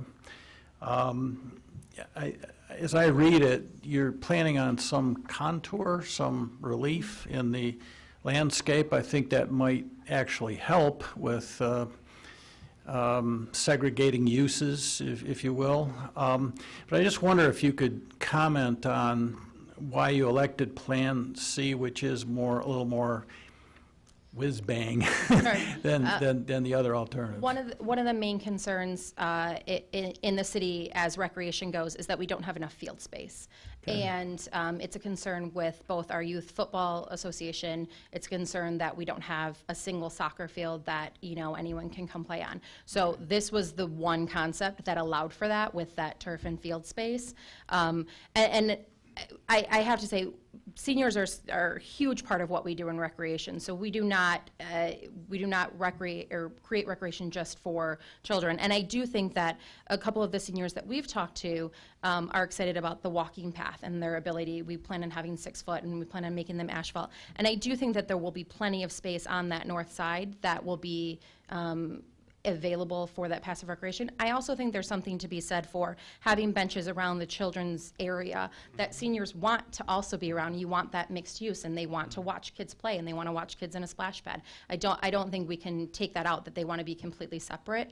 But the main reason that we went with this is because of the field space, and that was a concern, and that has been a concern and still is, frankly, of where all of our youth sports can play their games and practices. Well, I would just encourage you to continue looking at contouring the land, Sure. and I like the idea of natural cover, natural greenery. Yep. Just to close, I think this is a very creative use of a small space, and I understand it's a work in progress too. So keep up the good work, and Thank you. we hope to provide input. Thank you. Any other comments? Yeah, Okay. I guess we've all put our 2 cents in. And Thank you. Good for- job. Thanks, guys. Thank you so much for coming, and good luck, and, Thank you. Very good. because I think it's moving forward nicely. Thank you. We need a motion on this? No, this was just a presentation. Item number 3. 3 is special land use SU 0117, Robin and Mark Coden for Some Girls Boutique, 3015 12 Mile, south side of 12 Mile between Robina and Griffith, is seeking special land use approval in accordance with Berkeley City Code, Article 5, District Regulations, Division 9, Downtown District, Section 138-418, Special Uses, Subsection 6, Resale Shops. The applicant is seeking approval for a resale shop in the Downtown District. Now, this has to go to council, right? It does. Yes, it does. Just so you know, whatever motion we make tonight will be a recommendation to council. Would you like to introduce yourselves and give us a little bit of background of what's going on here? We are the Coden family from Beverly Hills. This is Jay, Frankie, and Robin. And I'm Mark, I'm sorry. Okay. And would you like to describe a little bit of what you want to do downtown? We would like to open Some Girls Boutique. It is a, Why don't you step over? Want me to go to the- Yep. We'll just switch you around a little bit here. Thank you. it's a family business. It's inspired by a blog that I have been writing since 2011 called Dim Sum and Donuts. We have a pretty strong following of some very special people. And for the last several years, I have been trying to figure out a business idea where I can include my whole family and teach my girls a work ethic while at the same time being a part of a community.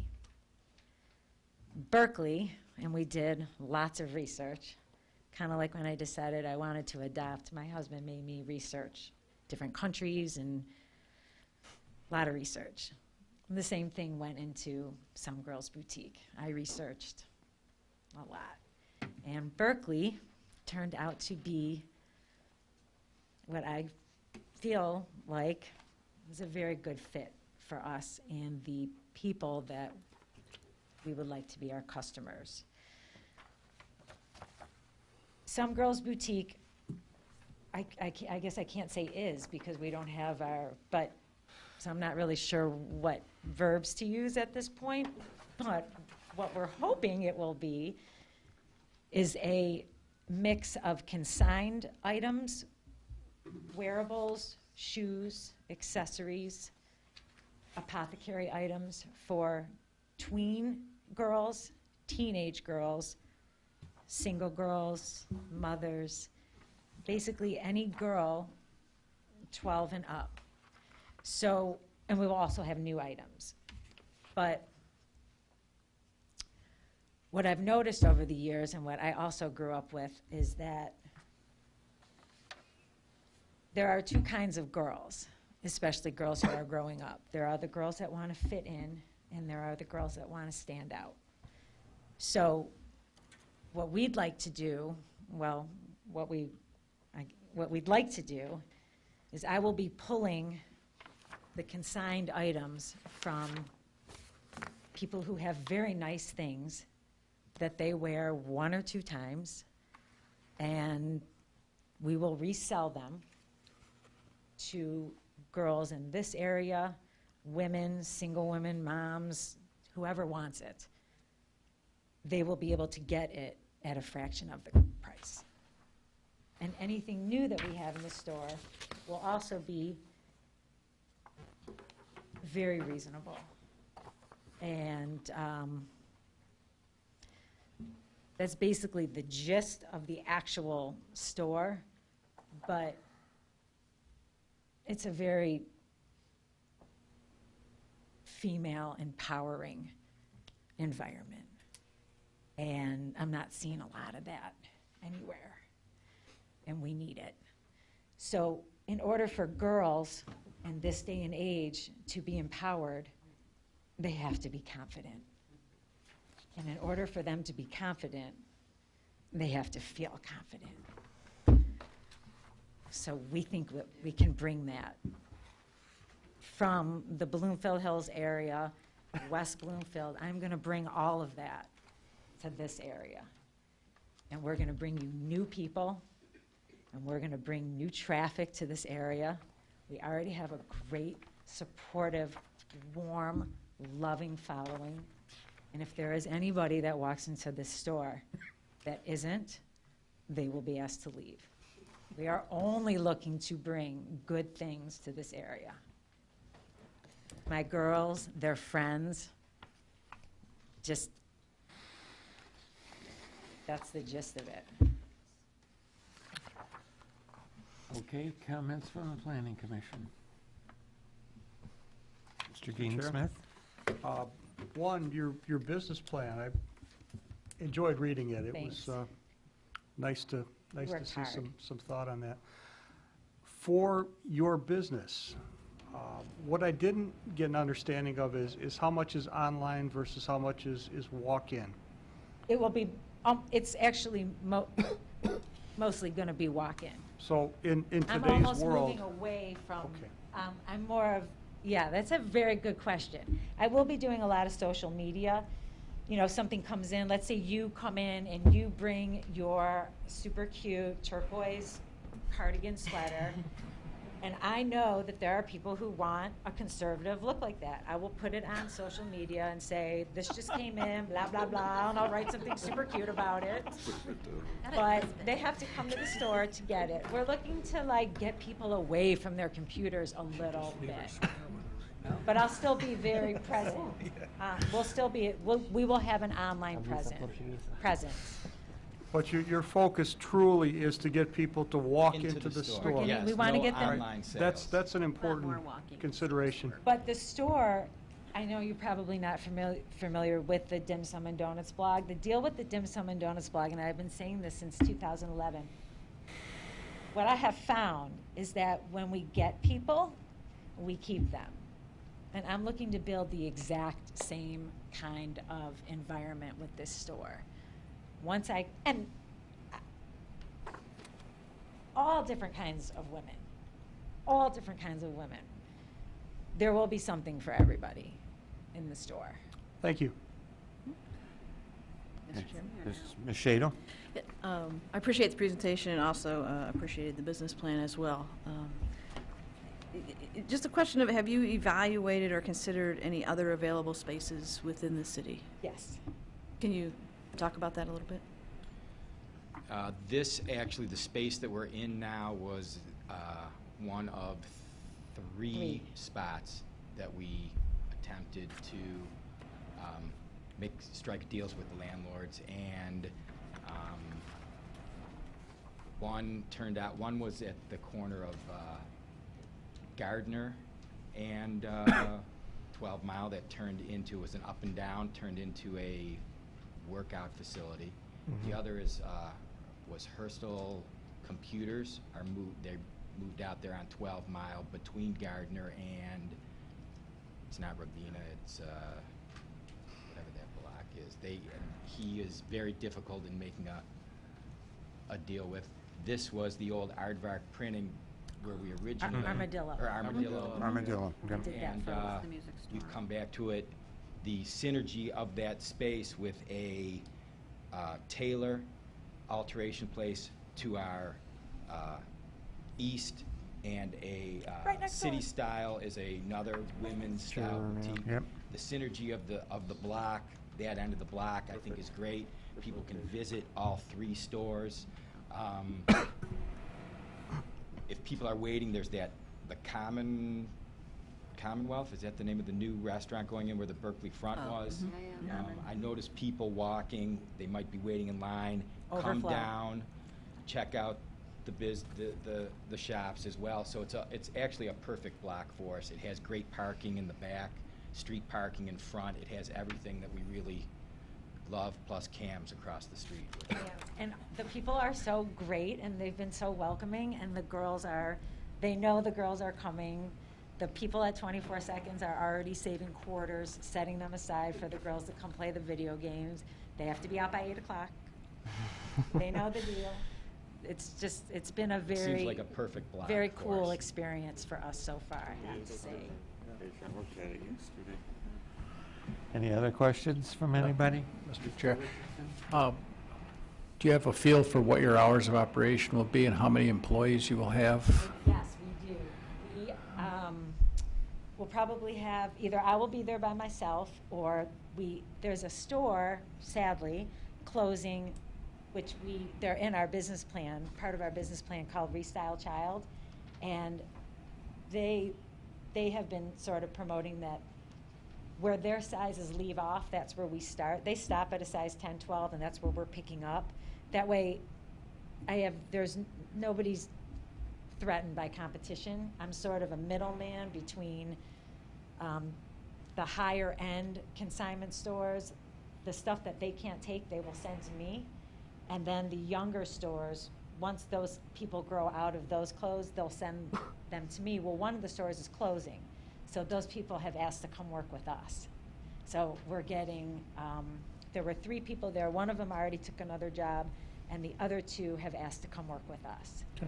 So they will both, we will have other people. And your hours? Ours will be, at this point, when we're hoping to open, the weather will be still fairly nice.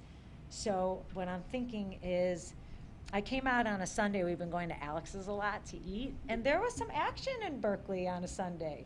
So I thought on Sundays, maybe being open between 12 and 4, 1 to 4, and then I think I'd like to be closed on Mondays. I do run another business besides this one, and I think I need one day to just get my act together with that business and these 2.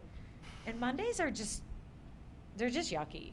Nobody wants to come, nobody wants to see anybody on a Monday. So I think we're done on Mondays, but the rest of the days probably 11 to 6, and then maybe Thursday night, like a little bit later, and then all those nights when you guys have events and stuff, it's party time. Okay, thank you. And then I'll have more help on those party days. I already have people lined up that are like, we want to help. Because when I went to the Berkley, the women's night, I realized that night that I am going to need help, because I will be blah, blah, blah all night, and I won't be able to figure out all the math of what I'm doing, so I'm going to have a lot of help. That might not be in the business plan, but I do know how I am. And it'll be whiz-bang central on those party nights, especially in our store. Trust me, it's going to be. Ladies' night is fun. We're bringing the fun. Ladies' night is fun. Okay. Anybody else? I'm being as professional as I Anybody else? can right now. Public hearings. What is the desire of the You planning need to open a commission? public hearing. Open a public hearing. Oh, we gotta have a public hearing, don't we? Yeah. Sorry. All right, let me open the public hearing. Anyone care to comment on this, please? Step up to the microphone, state your name and city of residence. Thank you. I will. I'm Vivian Carmody. I'm the executive director of the DDA. So I can only say we're thrilled that they're coming to Berkley. These kinds of stores do bring a lot of people. The block they're in, those blocks they're in are just, it's a perfect place for them to be. The fact that we're focusing on something that's kind of younger rather than just older will kind of help fill out our business mix. So I'm 100% behind these guys, and I can't wait for them to open. Okay. Thank you, Vivian. Anyone else? Hi, Lisa Kempner, Berkeley. I think it sounds awesome. I think little kooky shops are totally what Berkeley needs, and she is awesomely kooky. So, sounds good. Okay, thank you. Okay, anyone else? Okay, I'll close the public hearing. Now, what is the desire of the Planning Commission? Mr. Tangiri? Mr. Chair, it is a special land use, of course, and I think that the City Council put resale shops in this special land use category for a reason, and I think that this particular proposal really is not what City Council had in mind when they made this a special land use, and it seems like it would be a perfect fit for the mix of businesses that are in downtown on 12 Mile, and I have absolutely no issues with it. Okay. Somebody want to make a motion? Was that a I thought he motion? did. Yeah, that's a motion. Wanna Motion make to sure- recommend approval I'll of, support that. Okay, we're recommending to council. yes. I'll support it. Okay, it's been, SU 01. you've got everybody here? Gary made the motion. I'm ready. Okay. You ready? Yeah. This is to recommend to city council, right? Right. That's correct, yep. Mr. Chair? Yes, yeah. Is yeah. there any discussion? You want discussion on this? Yeah, I want one question, and that Commissioner Richardson raised the issue of operating hours. Do we want to put anything in our recommendation to council that gives them some minimum hours, or we want to leave that up to the market? I'd leave it up to marketing. Market do that. Understood and agreed. Okay. I agree with that, and I just want to note, just lawyer training in me wants to note for the council's consideration that I believe the applicant has met criteria 1 through 5 of Yes. the special land use requirements. Okay, All set? let's go. Okay. Shadle? Yes. Tangary? Yes. Buckler? Whiz bang, yes. Martin Smith? Yes. Richardson? Yes. Dean Smith? Yes. Murad? Yes. Kaplansky? Yes. Burnett? Yes. Okay, next thing, it'll go to council 15? Next, June 5th. When is it? June 5th is their next June meeting, 5th so is- that's when it'll go. Yep. So it'll be now does that have to go to 2 readings? No, just one. It's Okay. just one motion. Okay. So, it'll go before council on June the 5th Yes. with our recommendations. Okay? Let us move on to item 4. 3. 3. No, did I mess 4. up the numbering? Sorry. Three. You're right. 4. 3? No, 4. it's 3. Discussion. Discussion. Number An 3. 11-mile district. 11, yeah. Right. Where we're at is Seven. 4, but Yeah, on the item notes 4. it's 3. It's a little confusing. You ready? Go. Discussion regarding changes to Berkeley City Code, Chapter 138 zoning, Article 5 District Regulations, Division 14 11-mile district to provide for residential uses, review regulation of residential uses in other business district, and discussion of draft ordinance to be considered for this district. So there was some discussion a couple of months ago with regard to the rezoning on 11-mile road of the historic small H house, and looking at including residential uses in the 11-mile district. So we do allow residential districts above a first-floor business use on 12-mile and Coolidge, and Woodward. We don't allow it in the office district, and we don't allow it in 11-mile or the M1. We still have a couple of blocks that are industrial that are east of Coolidge. So, but there was discussion about perhaps allowing that, and Commissioner Kaplansky included the Ferndale, an excerpt from the Ferndale Master Plan. So you have that as well. So what's the desire of the planning commission here? I had, after we'd done that, I had begun to look at the ideas that if there are, and there's lists of stuff in here, art studios and artists and what have you. I could see the potential where you might have somebody that might want to have an upstairs residential or an adjacent residential if it was on a corner lot or something like that. There used to be many years and years ago, mom and pop stores, and they lived either upstairs or adjacent to, and I think there's still a couple pieces of property on 11-mile that's doable to do. So I think that adding the potential idea of this is of adding residential in certain instances is a good idea. Those are my comments. Mr. Chair? Everybody else? Mr. Tangiri? On the draft, I think a word got struck out that wasn't intended to be struck out. Under section 138-489, required conditions, the no got struck out along with dwellings. I think Oh. only dwellings was supposed to be struck out. You're right. Yes. So, yeah, so there shall be no schools other than, et cetera. So, Mr. Chair, Mr. Richardson? my only question is, Do we have a definition of live-work units elsewhere in the code? We don't, so Okay. that would be a good point, that we should add something. Okay, I think for clarity, we should make it clear what a live-work unit is, come up with some language. Mr. Chair? Mr. Muir? And I don't think it should necessarily say that the live-work is, live has to be above. Because there, in a lot of industrial areas now, This one, Be adjacent or it can be adjacent or, right. you know, a section of the building, they could have like, it could be an artist's workshop and sales space, and then they live right next to it or right behind it, so. Sure. Okay. Okay. Mr. Chairman? Mr. Barton Smith? Back in 2009, when we first passed this, only reason I guess that's because it says '09 up here. Some of us were here, I don't know how many. Yeah. Not me. I think we talked about live-work units along this. We did. We Yeah. did. And we decide there's, 1,000 other things here. Let's see what happens, was kind of where we left it. And a lot's changed since 2009. Right. The prevalent, I mean, it happens more and more now. We see more and more. We had a case or two on Greenfield that didn't work out, but you look around us, it's happening. I think it's a good application here. Now, the issue that brought this up with that small h, as you said, small h historical home, that doesn't really comply with a live. No, it doesn't, but that's what started the That's what discussion. Absolutely. That's what started this Absolutely, discussion. yeah. And although that could make a very good one, possibly in the future, but Sure, yeah.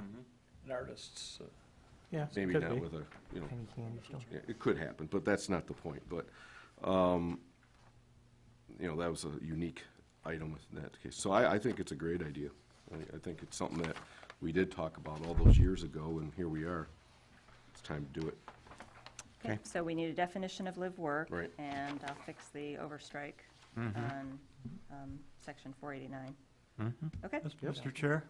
Mr. Dean As Smith? it relates to the live work, I would try to be vaguely right. You need to have a toilet, a shower and whatnot, but not define, there has to be a specific apartment or, Right. To give the building owner or building renter some flexibility. Okay. it's not like the IRS.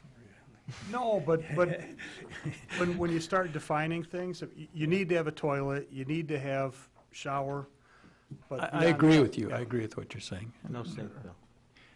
That lady doesn't. Right. Okay, Okay.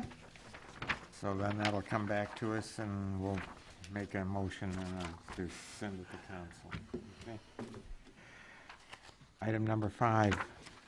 Consideration of a zoning ordinance amendment related to generators, to include discussion of draft ordinance to be considered.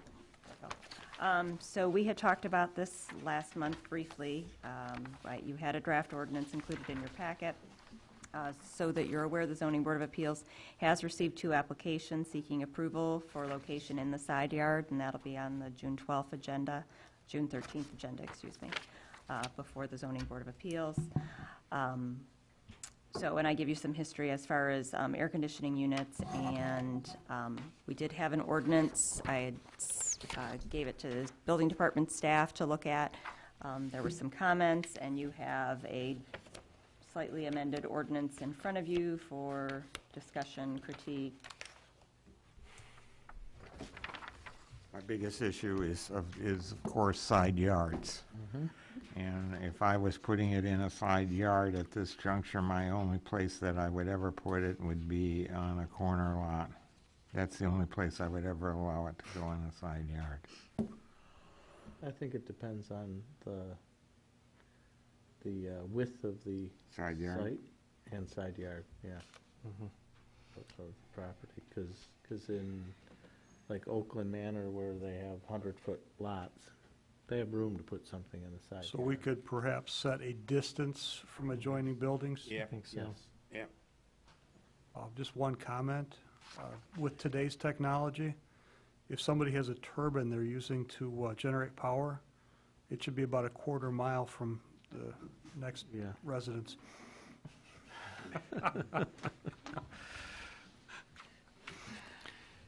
I have a couple questions. Mr. Richardson. The 65 decibel level, where did that come from? It's pretty standard across all the ordinances that I looked at. Okay, is it also applied to, do we have a standard like that for our rear? We don't. We don't have a noise standard Don't for have a noise anything right standard. now, no. For Can we anything. have a noise standard? I've done a little research on noise and come across some information that 65 decibel level would disturb, at night, would disturb 15 to 20% of the population, which raises the question of whether you can have a generator that's less noisy than that with a sufficient setback. I suppose you can. I don't know what that setback is.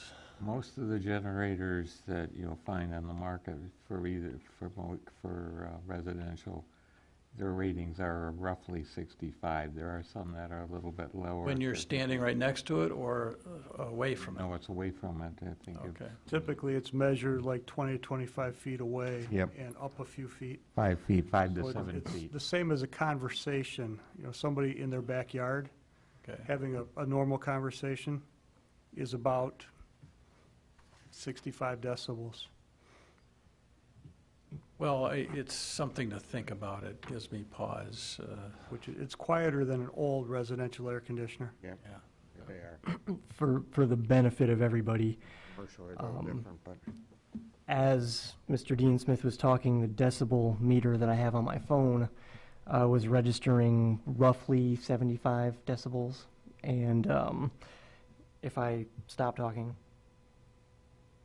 it's about 62 in this room right now. That's without me talking. With nobody talking. With nobody talking, yeah. That's what I'm getting. Just regular Just from the ambient- hum the and noise of the rustling lights papers and, and things.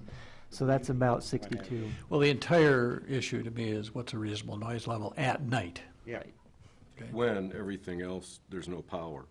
Right. Remember that. Right, Nothing's, it's not, other people don't have radios on, other people don't have air conditioners on, windows are open, so it's dead The air. summer months. When the generators are working, Yeah. everything's quiet. Yep. And,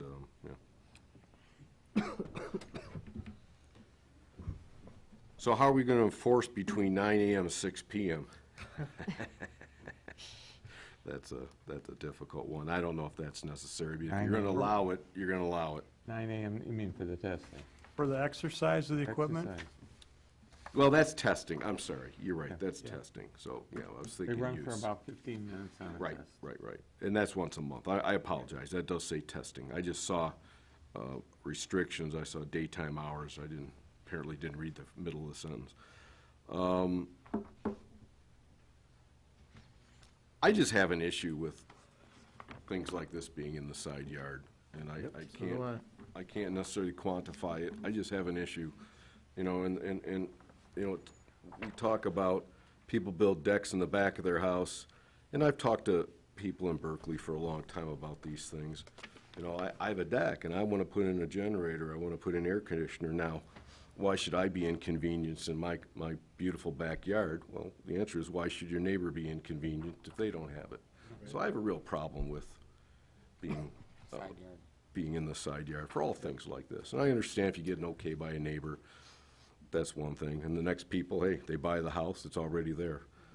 So, but I just have a fundamental issue with putting things in side yards, especially with our 40 and 50-foot lots. Enough said. I feel the same way, so. Anybody else? Mr. Chair, if it makes a difference, we talked about this a little bit last month. A standby generator doesn't have the same kind of plumbing as an air conditioner. So you can put a standby generator in your garage, next to your garage. It can be well away from the house. You can't put it in your garage. you actually can, but Exhaust Well, pipe. Yeah.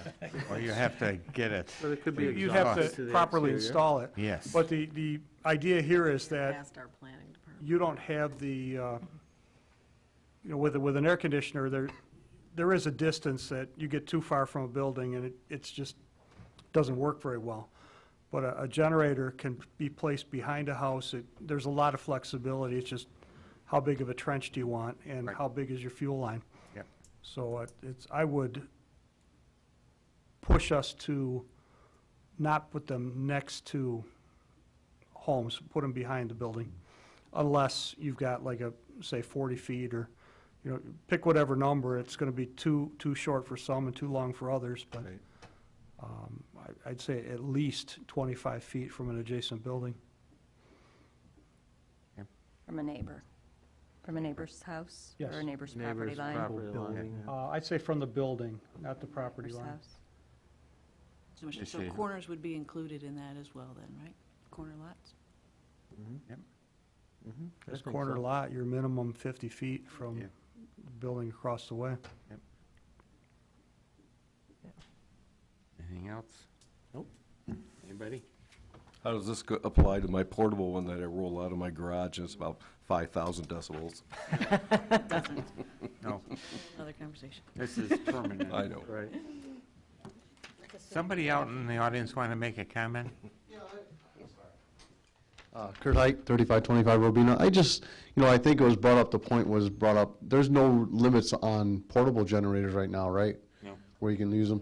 I mean, they are considerably louder than the than the installed units. And I can put one on the side of my house. When shopping center used to be there, Hillers for the newer crowd, when their power was out, they could pull up a big truck, and you heard it blocks away. There was no limits. I mean, I'm talking about it rattled the house. I lived right next door to it. There was nobody coming to them telling them they couldn't use it. Of course, they needed to keep their food fresh and everything. So it just seems kind of weird that everybody's so stuck on whether, to me, if you guys put a limit on that they need to get okay from their neighbors before they put it between the houses, these things are quieter than portable generators, and the neighbor next door can use a portable generator right next to the side of his house, so there's no limit on him. If he goes to his next door neighbor and gets an okay, I think that should be the limit you guys should be looking for, because it's still going to be quieter than the guy that's carrying a generator and setting it on the side of his house and starting it up and just going to town, because he's going to use it every time the power is out too. And when the power is out, people's got to be understanding. Yes, everybody's going to hear a generator. It's going to be a little bit of inconvenience, but you know what? People do need to get power. People do need to have food, be able to cook their food. So they kind of look away from that, just like me living next door to the shopping center. I never called anybody to complain. I just dealt with it. So I think the side yard thing shouldn't be so much of a stickler, especially now. This is the last thing. You mentioned 25 feet away. To me, it seems weird that we're more concerned about a quiet generator that's installed with approval being further away from a house than a 50-foot apartment building. I've heard more words being said about that tonight than what was really said about the proximity of the building in two separate meetings. Thank you. Thank you. Thank you. Okay, anything else? Have we given you Yeah. enough food for thought? Sure. Yes. All righty. With that all said and done, I guess I can flip the page. And I guess we'll go to liaison reports. Anything from ZBA? We didn't have any last month in ZBA. Anything from ZBA? It was so long ago. Okay, that's the way I'm feeling here, too. No, nothing. Well, I've forgotten. Okay, ZBA didn't meet in April. Well, that's why I forgot. There was nothing to report. okay. Then there was nothing to forget. Anything from environmental? Yes, there is. The Environmental Committee did meet last month. We have a new member, and so our meeting was kind of a get reacquainted session. We are going to be meeting again this Thursday at 6:30 at the Public Safety Building. We are going to try to initiate the process of a work plan for our committee for upcoming year, and a long-range work plan as well, with goals and actions to follow. So this will be a iterative process of putting together a plan, but we're hoping to be active in the community within the next few months. Chamber?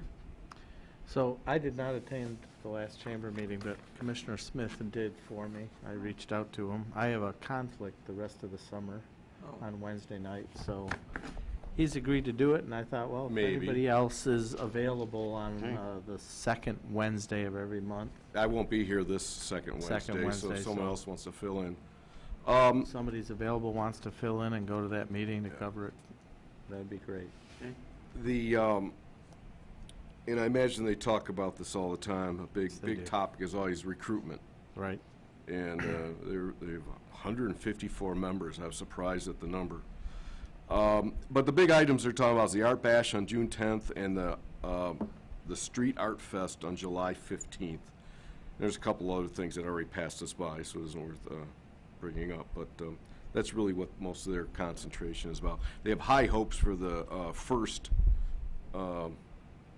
Street Art Fest, the Chalk Fest. So they have high hopes for that. So we'll see how it goes. Yep. Okay. All right. So okay, that takes care of Chamber. Have I taken care of everybody else? DDA anymore, right? We do not have a DDA, and we're going to have to deal with that. We are getting minutes from the DDA on a regular basis. We received them in the the moment. packet, so. Yep. If I receive them, I pass them on. Yeah? Yeah. All right, City Council. I had to leave the council meeting here last week early. They had a very nice farewell for Chief Etchman at the meeting. It was very, very interesting and very moving. As you know, Chief Etchman has retired, and Bob North is now interim public safety director. And they did considerable talk about the Art Bash because they're going to extend it a block. They're extending it a block east. East, yeah. And it's going to be an issue with parking, getting into that one parking lot. So they spent quite a bit of time debating that issue. But so far, public safety says they think they can handle the issue. So that'll be going on. See what else was on that agenda. The chicken issue. Our city council rep is here tonight, right? What did they finally decide on the chickens? They had an ordinance. Did they pass the ordinance? Because they were going to, what they were talking about is limiting it to 5 people, and they were going to test it for a year. And I don't know whether you guys passed it or not, because I had to leave early. Yes, we did pass the first reading of that ordinance. So there will be 5 permits issued for a 1-year trial period. And See the how it trial goes, so we can get a lot of public feedback on the issue. Make sure our code enforcement is enforcing it properly, so we get a year to look at 5, and it'll be on a first come, first serve after the second reading when it goes into law. Okay, thank you. So the permit comes before the chicken, which comes before the egg? Yes, that's right. The chicken joke. Yeah, and there's They only keep coming. They keep There's only coming. 5 of them, so. You check the decibels on that? What's the limit in number of chickens? 3. 3 chickens are considered a flock. 3. So you're allowed 3 chickens Those are max. hens, I take it. No roosters. No exactly. hens, Yes. no roosters. No and roosters. 3 hens. 3 hens, and that's it. I don't know what you do with the 3 chicken red during the hens. winter months, but Insulate. I defer that to somebody else. Sleep at the That's foot of what your we'll see. bed. That's what we will see. They've got their We'll house coops that all light set. bulb, you're fine. So, thanks. You're welcome. So that's the chickens. So they've had the issues. It was a long meeting, and they passed the budget. The new budget's been passed, and they had several pieces to the budget to pay. So that was that meeting. So what I think I'll do is I'll run around the room. And Kristen, I'm going to start with you. Okay. And I want you to introduce yourself to everybody because you're the new kid on the block. Sure. Kristen Kapelansky. I'm currently a planner with Oakland County. I work mostly on master plans, but also rezonings and one of their development programs. I've been in Berkeley for almost 10 years. I have 2 kids, 5, and a daughter just turned 3. So we're excited for the new park splash pad. That should be really fun. And I'm excited to be a part of the commission. Thank you, Krista.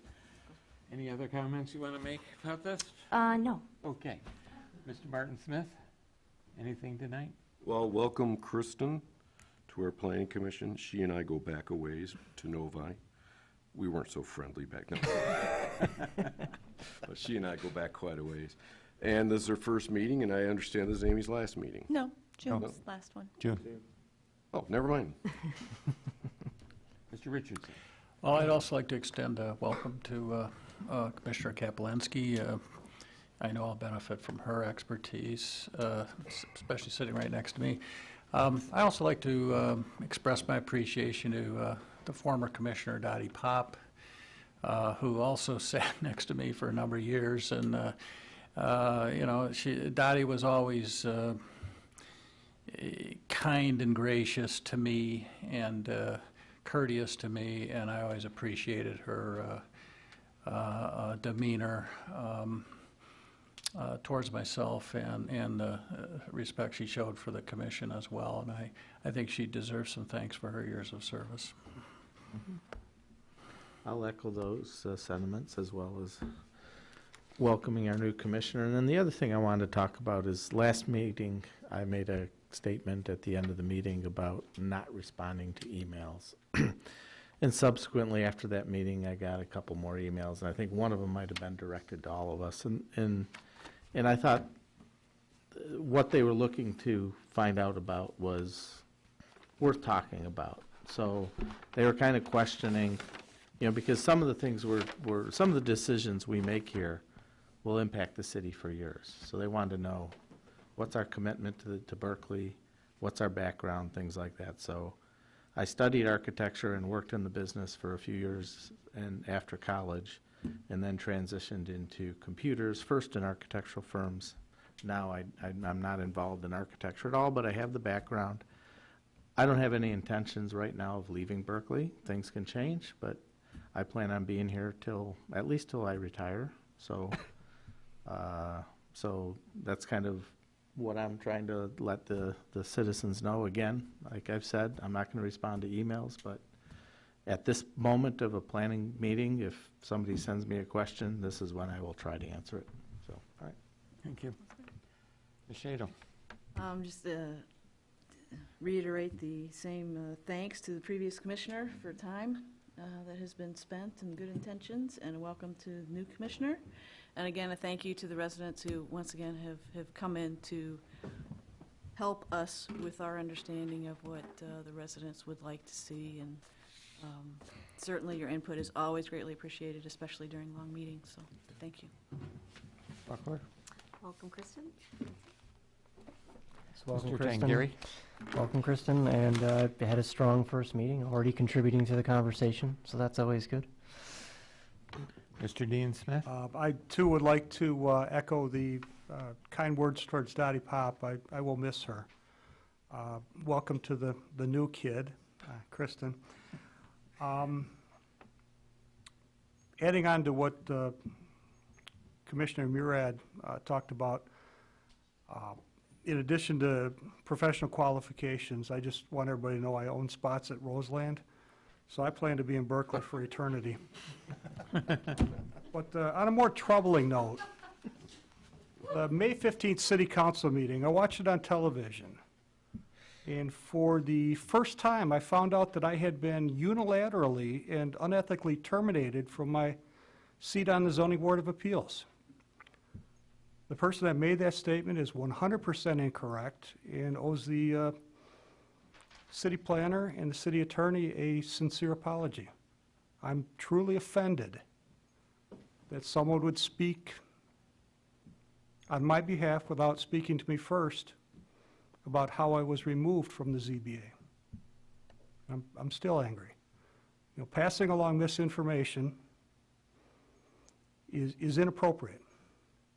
Passing along anything negative is typically only done to hurt people. And I'd like to see a little more professional behavior out of the people that speak here. And that's it. Thank you. Ms. Vanson, anything tonight? Nothing tonight, thank you. Okay. I would, Chairman, if I may, one thing not said about Dottie Pop, and I too appreciate her time here. She's moved on to the DDA, I was which just is a gonna very say- good spot I for was her. just gonna Oh, say I'm that. sorry, but that's a good place for her, and she'll do a lot of good work for them. Advocate for Coolidge, and Coolidge needs some advocates, so that's good for her to move there. I was going to say, that was my first words out of my mouth, was that Dottie Pot Yep. has moved on to the Downtown Development Authority as a Coolidge representative, so she'll do very well there, and I know she had to bite her tongue many times at the DDA meetings because she was not a part of it. She was just there more or less to listen to them and bring back ideas to us, and for her to convey to the DDA exactly what we were doing. So good luck to Ms. Dottie Pop in that regard. I was impressed with an article here that we got in our packet that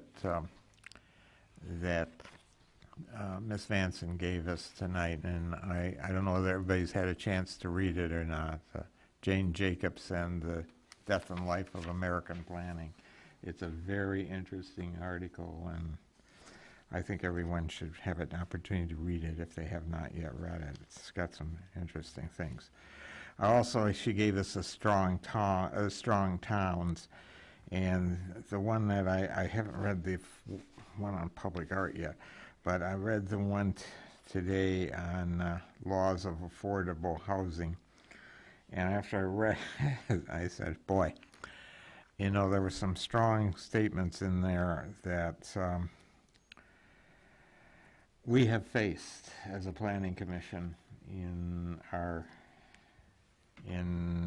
last year, and it was very, very strong reading. And I'm not going to go into all the detail of it, but I don't know if you have read it, but there are issues there about affordable housing and its contributions to communities and to large cities. It's an issue that everybody in planning is kicking around, and there are no real answers to it. There's probably just as many. Our new planner probably could address it more. The issue is she probably sees it more in some of our adjacent cities, larger communities. But it is an issue that's out there, and will we ever have to deal with it? I don't know. Right now, we probably couldn't really address it with the way our community is going at this present time. But future planning commissions may, down the road, have to deal with it. But other than that, I don't have anything else to say this evening. So I will entertain a motion to adjourn. So moved. Motion to approve. Yep. Made by Dean Smith. No. Okay, I Gary? wanted to stay. And Gary? That's me. You right? Yeah. Seconded? Yeah. I All got it. those in favor, aye? Aye. Aye. Opposed? The meeting is adjourned.